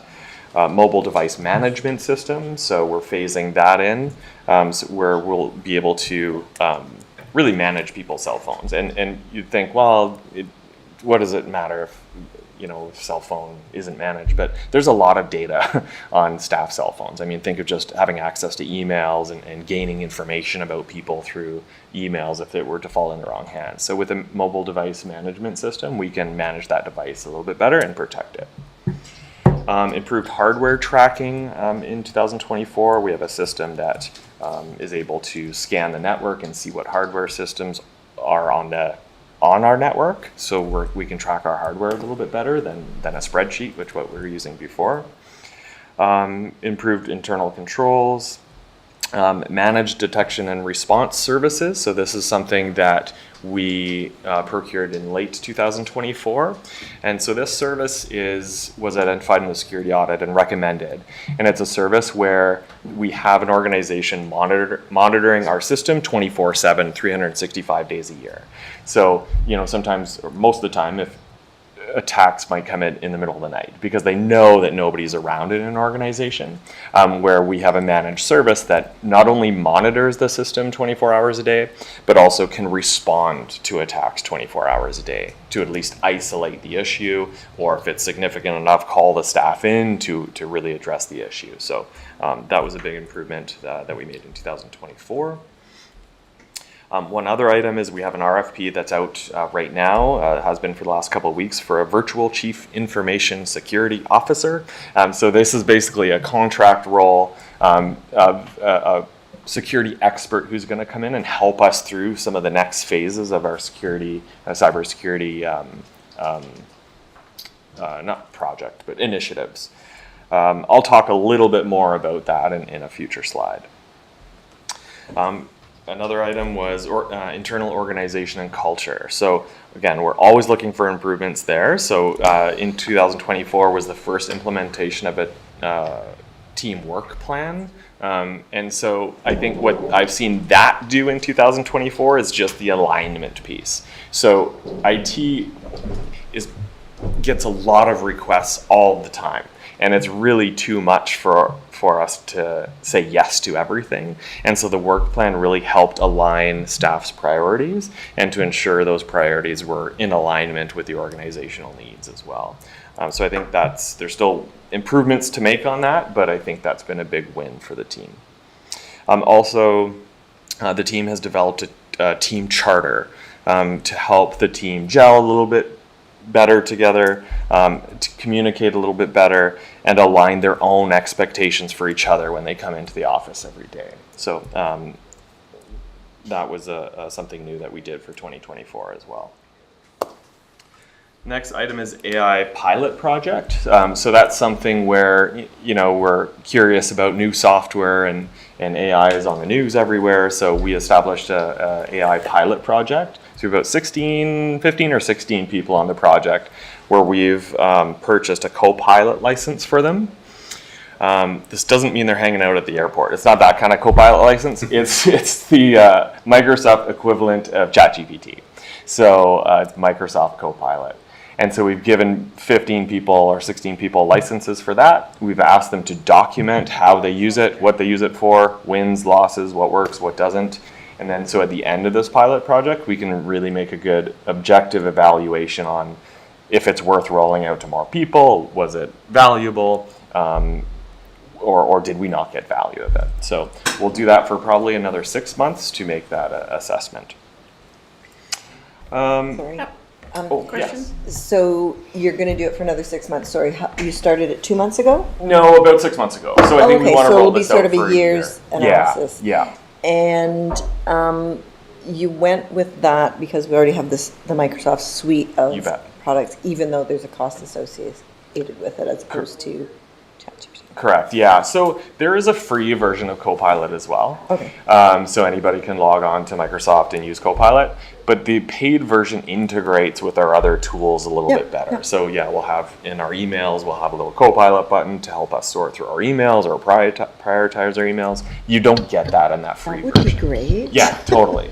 So we're just kind of assessing the value of those little things. Perfect, yeah, just interested, Yeah. 12 months. And ChatGPT, you need to pay a license fee Yep. for the same sort of. Yeah, I know robust there's effort. a different level of. Yeah. I never, yeah. You can get the free one, but same Yeah. with Copilot, you can Yeah, get the free yeah. one, but if you want the one with the power behind it, then you have to pay. Yeah. And just an idea on cost too, and this is why we're sensitive about determining the value. You know, from what we paid per staff for the whole Microsoft suite, so Excel, Word, Outlook, and everything. The Copilot license addition to that is about four times more expensive than all of those things. So it's like, you know, it's not just a, you know, $1 or $2 a month add-on. You know, it's a significant investment. So we want to make sure that we're getting value out of it before we just give everybody a license for it. So. do you think that'll change over time as it's more deeply adopted? Yeah, okay. thank I don't know. I mean, if Microsoft can really show the value of it as well, then, you know, it's $20 a month per person per user, or per user. If you get $20 worth of value out of it per person, I don't see why Microsoft would lower the price, because but I don't know what By the the pricing market strategy. generally is why they lower the price. But Yeah, whatever. I don't know. I don't know. And $20 per month is, what, 20 minutes of a staff person's time? Yeah, Half no, an no, hour, I get it. I'm not staff saying there isn't person's value in time, it. I so- just Yeah. think any technology that, you know, most technologies. But Yeah, next.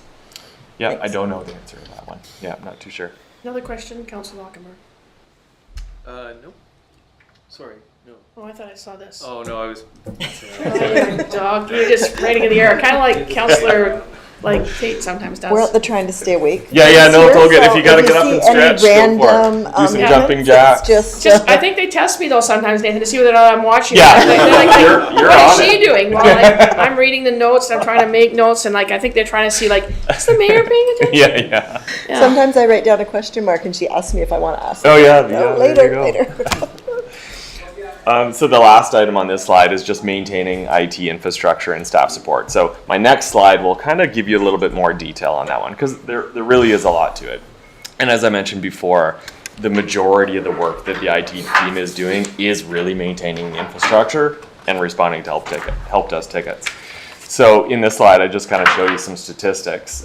We maintain 340 computers, 155 handheld devices, 157 servers, switches, and access points. So that those relate to the infrastructure.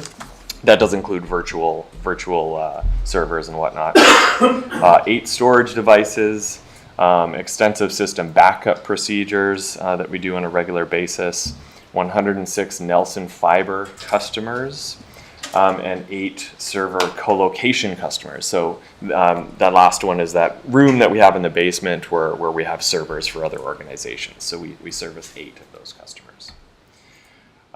In terms of IT tickets, so we processed 3,500 IT tickets throughout the year. And these exclude those little 3-minute, have you tried turning your computer off and on again? Those requests, we don't log those. If it's going to take just as much time to log them as to solve them, we're looking for efficiencies there. We don't do that. But these are tickets that take, 15, 20 minutes, up to 2, 3, 4 months to resolve. So some of these are quick, easy wins. Some are quite significant. The next is... Okay, no, now he's testing. Now he's really got his. Okay, sorry. He gave me the finger as well, Yeah. so. Do you, when you do your tickets, do you have a way of creating an FAQ from that, or a repository of answers to those questions, like and including maybe video? Yeah. Screen. I like where you're going with that. Yeah, we've talked about that internally as well, as just in terms of our service improvements, is creating a bit of a FAQ page or a quick help help page in our help desk, library in our help desk software. So we don't have it yet, but we're definitely talking about that internally.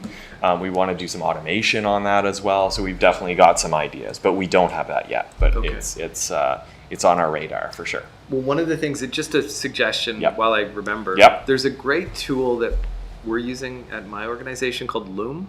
Loom, Loom. Yeah. And the reason why I'm recommending it is how easy and fast it is to do a screen video.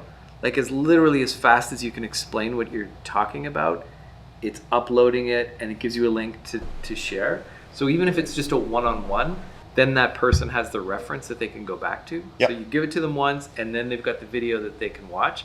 But then often what we're finding is there it is. That's the answer for everybody else who has a similar challenge. Awesome. So that's one we found to be super useful. Great suggestion. Thank you. Yeah, no, we'll look into that for sure. I think with like our IT help desk system, what I've noticed very short time that I've been here is we're getting better at using the tool. I think that we didn't really have any processes or expectations around the help desk tool before 2024. And now we have a lot more robust processes. We'll be able to kind of compare year to year and just get better data. I was chatting with Chris and we were debating, putting, what's last year's stats? Are we up? Are we down? We didn't really have those processes in place last year to really make that comparison. So I think going forward, with these processes, we'll be able to see whether, our help desk is becoming more overloaded, are we getting more questions, or maybe things like this will reduce our number of tickets going forward. So we're in the process of just getting better at using that tool to get better data. So. And then the next section is executed 49 unique projects or objectives from the work plan this year. So 49 wasn't the entire work plan. There was close to, I think, 75 items, so we didn't get them all done. But I'm proud of the work that we did. I knew we weren't going to get them all done, but we prioritized the higher priority items first. And so not going to go through all 49, but these are just kind of bigger projects that like some of the NG 911 initiatives would have been on there. Some of the cybersecurity deliverables would have been on there. Help desk improvements, maze improvements, acquiring the new expansion of the bus service. So work, to be done to get them on our network. Like those are some of those unique projects that don't fit inside the help desk, but that we executed last year. And then finally, the last slide or last box on the right is just part of our regular refresh program, but we rolled out 60 new computers last year. So every computer has a life cycle, and every year the number is slightly different on how many we renew, but this year was 60 of them. And always looking for better ways, more efficient ways to roll those out, but those are quite time consuming as well. I think we go above and beyond to ensure that the new computer is exactly like the old one in terms of software. So that does take a little bit of time. It's not just a quick mirror and then send it on its way. We bench test all of the new ones, and it is a bit time consuming, but I think it's valuable.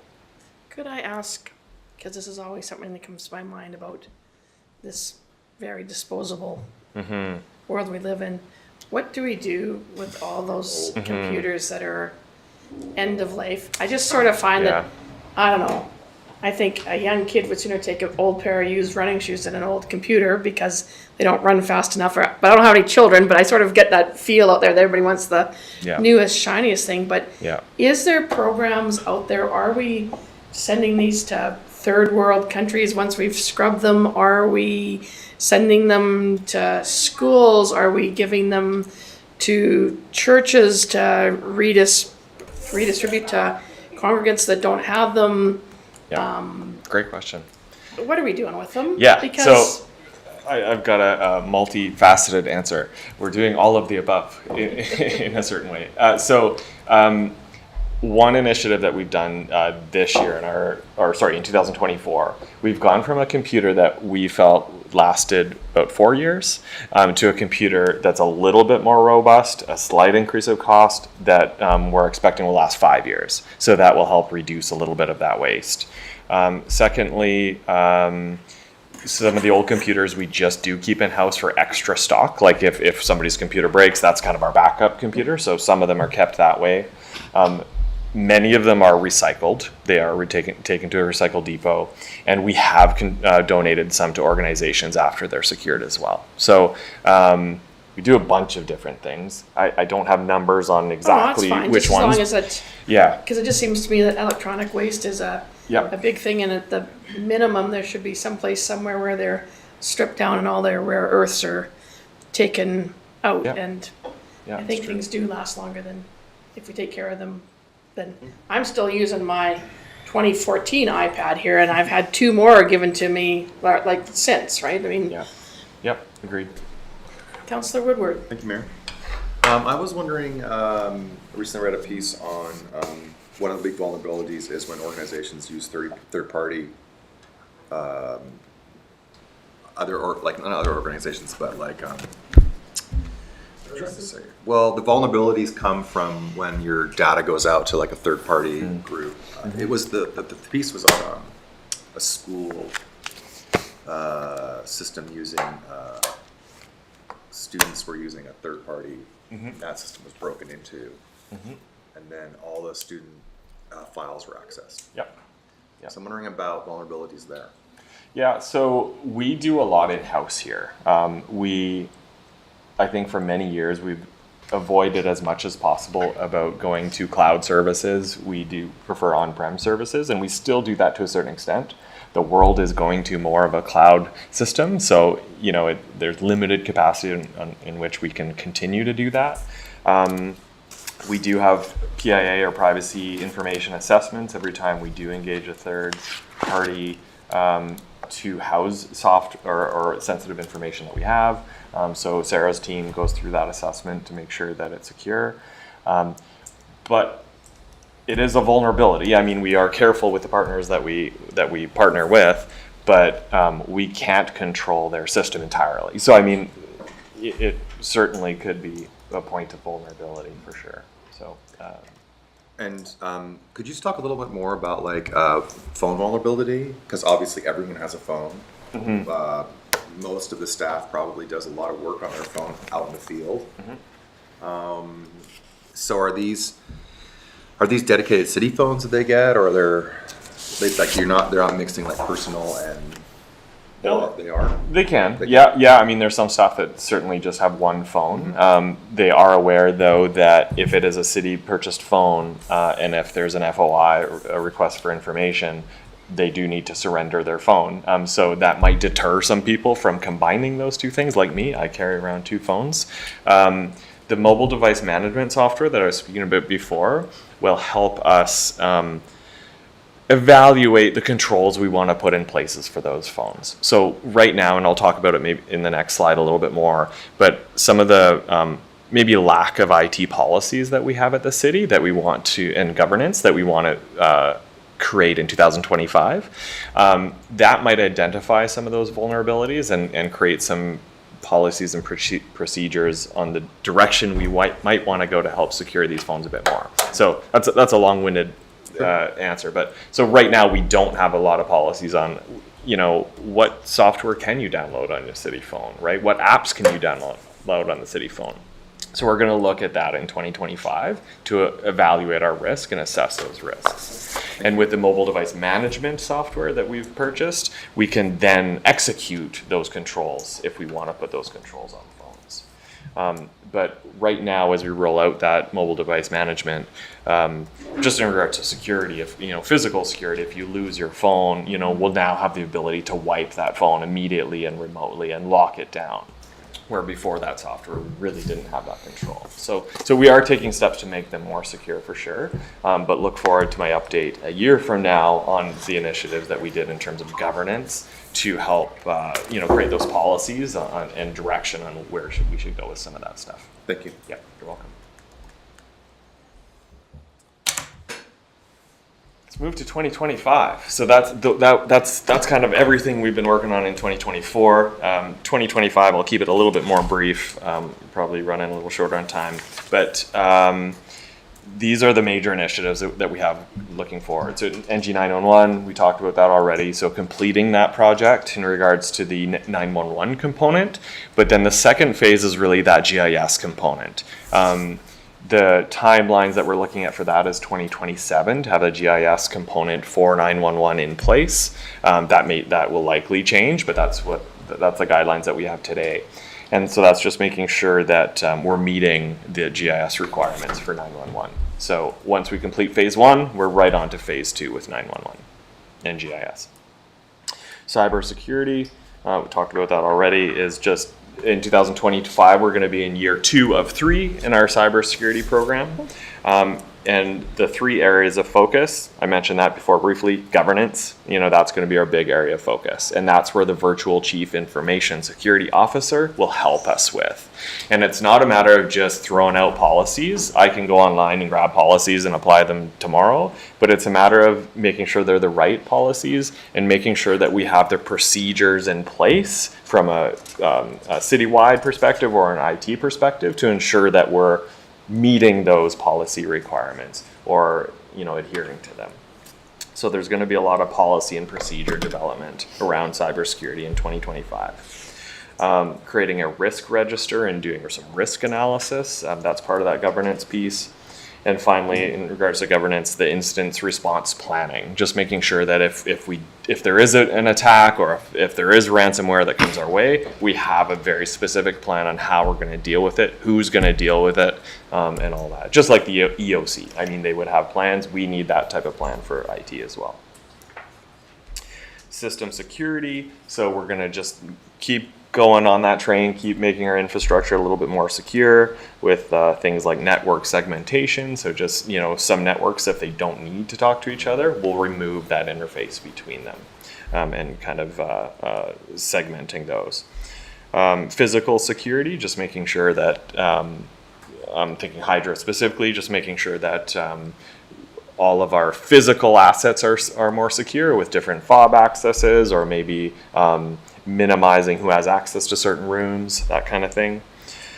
And then we're also rolling out Microsoft M365 in 2025 this year. And there's a lot of extra enhanced security features that M365 brings along with it compared to what we're currently using. So we're going to leverage those security features as well.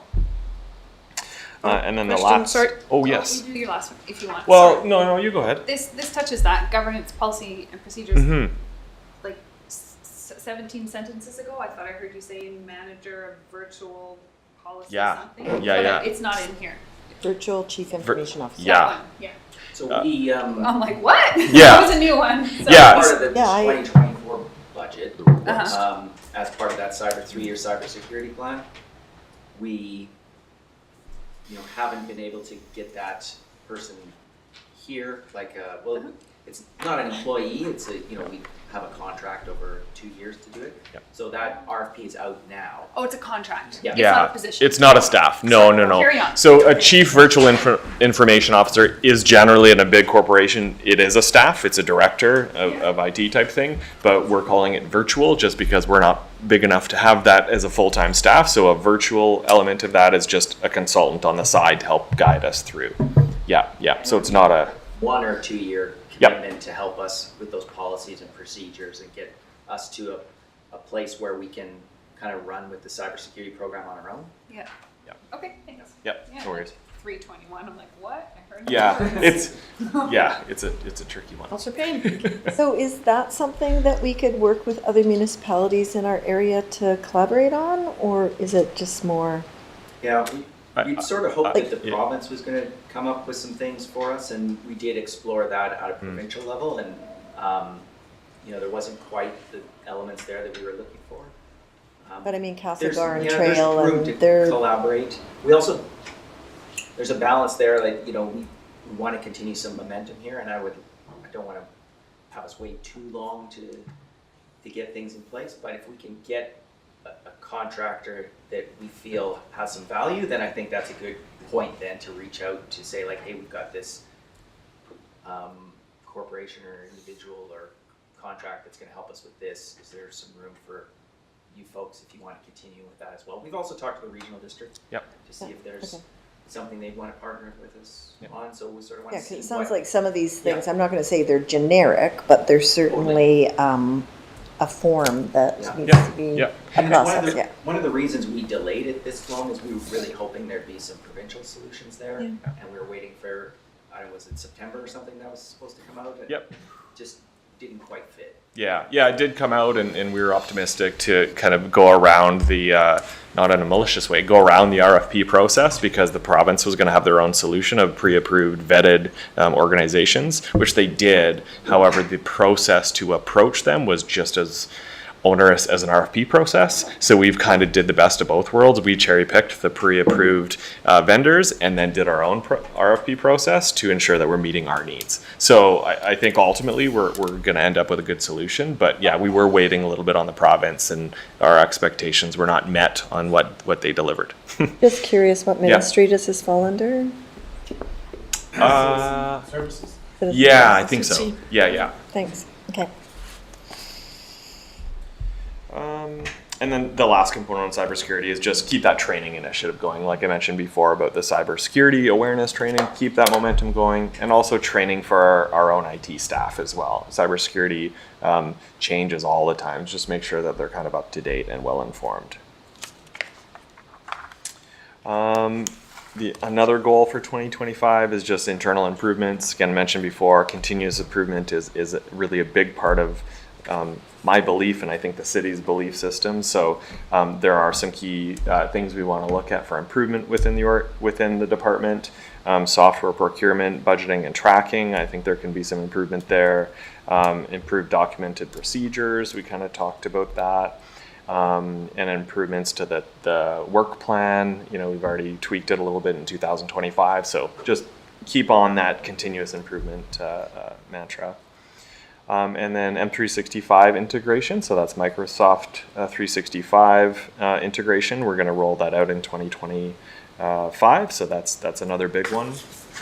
In essence, it's not a huge task, but I think where we want to leverage things is leveraging the tools that Microsoft has. Currently, there's just not a lot of awareness of what these tools can do. We want to try to leverage those tools with this new M365 and provide some training to staff and whatnot.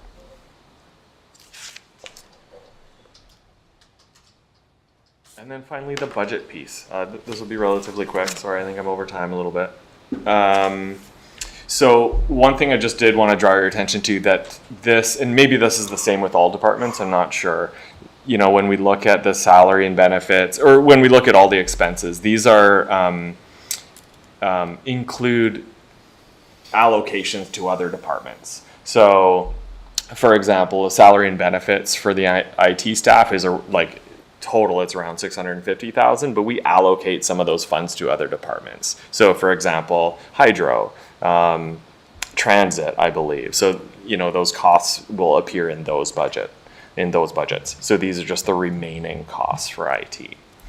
The top line item rentals is the revenue that we get from our co-location services and our fiber services throughout the city.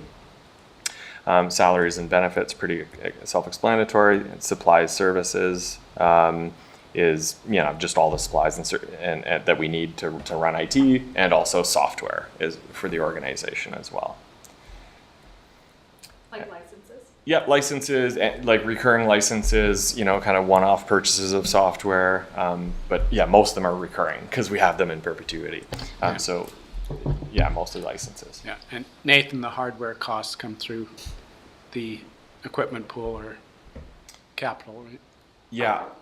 If you you guys want to talk about that a little bit more, I don't usually spend too Yeah. much time in there, but It's same as the vehicles. Each department pays sort of a rental fee for the hardware. Then that funds the equipment pool, and we use that to replace PCs and things like that. and I don't think I need to spend any time on significant capital projects going forward. I think we talked about all of them already. NG911, cybersecurity, the GIS component to NG911, payroll software we didn't mention, so that's something we're looking into just to meet the organizational needs and create some efficiencies. Our current payroll system hasn't really met our future needs. So that's something that the accounting department wanted us to pursue as well. So we anticipate that being implemented in 2025. Do we run a depreciation schedule on all this stuff that expires? On the hardware side of things, they have a pretty good plan of when equipment needs to be replaced in future years.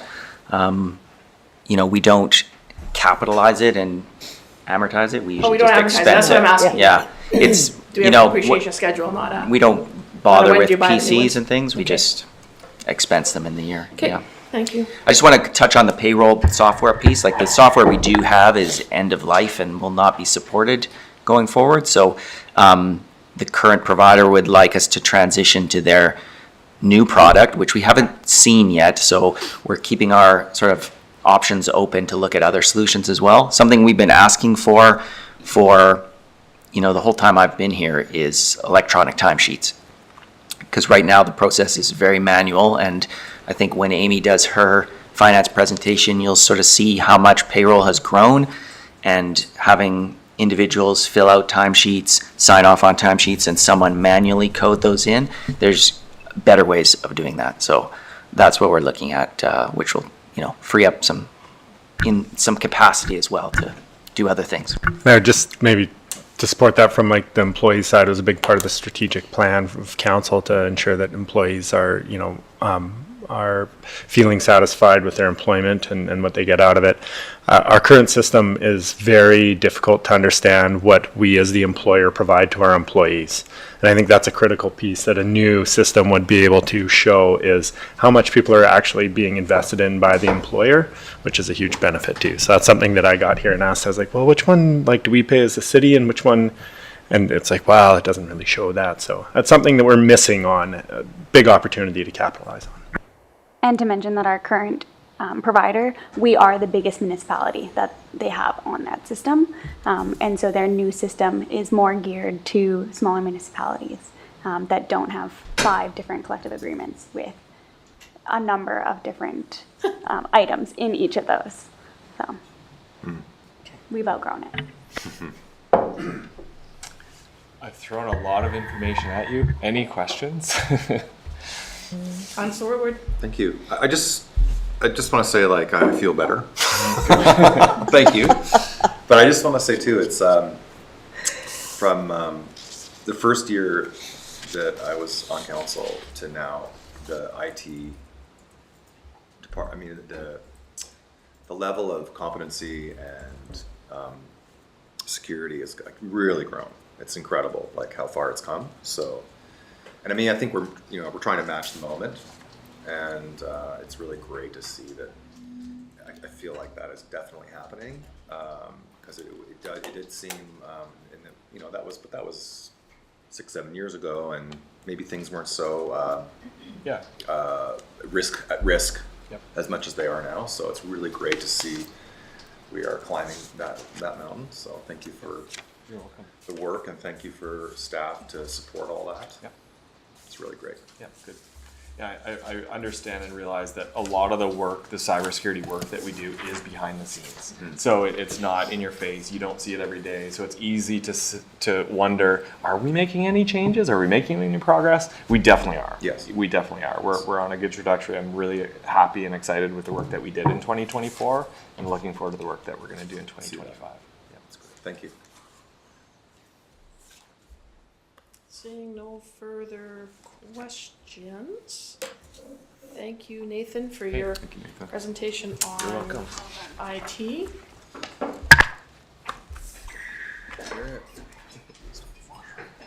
if you weren't confused before, we're, Okay, so actually, before you get too excited there, I'm sitting back here reading the room, and because we do have 2 bylaws that we need to vote and pass today to ensure that we allow staff to keep up with sending out bills and appropriate things, is I am moving the presentation by your department and Amy, your department, to the next Friday, the 14th. And on that day, if we find it necessary, we will be taking a bit of a shorter lunch. But we did go overtime with having to have it in camera this morning, went a bit longer than was initially proposed. So that would be a good question. Maybe we could ask next week, but you know, if folks are okay with having lunch while we talk. Or while we talk. Yeah. I mean, we can look at how happy we all are when we show up next Friday. But at this point, I am going to move those 2 presentations on to the next time that we meet, so that we can go on with item number 8, and then hopefully be out of here just shortly after 4, if there's no other city business that needs to be attended to. And while I just wait for everybody to, because a few people stood up and had to go make the big escape to the bio, just a bit of unfortunate news here in terms of reading. I'm sure you've all maybe had a chance to look at it. The police department has just put out a media release regarding the theft of firearms that aren't active. They've been decommissioned from the Eagles Hall, but they do look like real firearms, and so they are asking for public information, or to see, for people to be aware, and if they see any unusual activity or rifles around, to please contact police or Crime Stoppers immediately. So that was a break-in at the Eagles Hall and unfortunately the Air Cadets now have their ceremonial rifles and stuff have been stolen. Oh, no.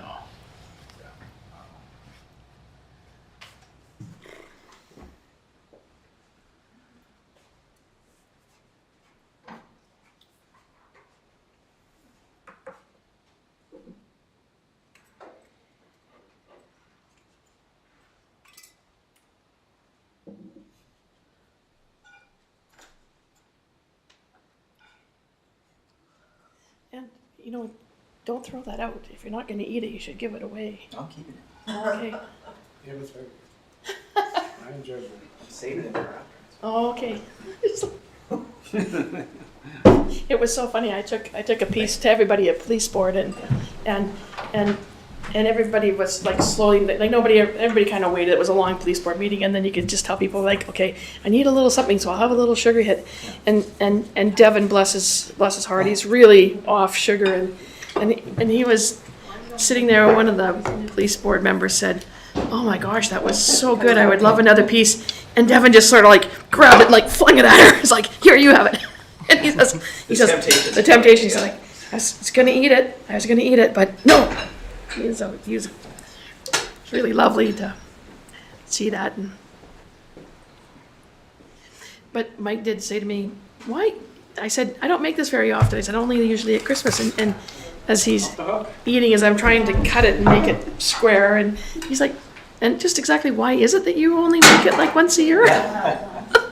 Could this not be on a rotation? And I said, "Well, you know what? It is a lot of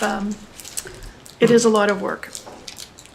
It goes quite quickly, but you have to be paying, as I said to one of the police board members, you have to be paying attention, because you're really, the sugar, you have to get the sugar to 310 degrees, like Fahrenheit. Like, so you're working with really hard, like, you don't make this, like, you woke up and you thought, oh, I'm just kind of like bored today, or I'm kind of hungover or something. You're like, I'm going to make something. No, you have to be wide awake and Stay in the kitchen. yeah.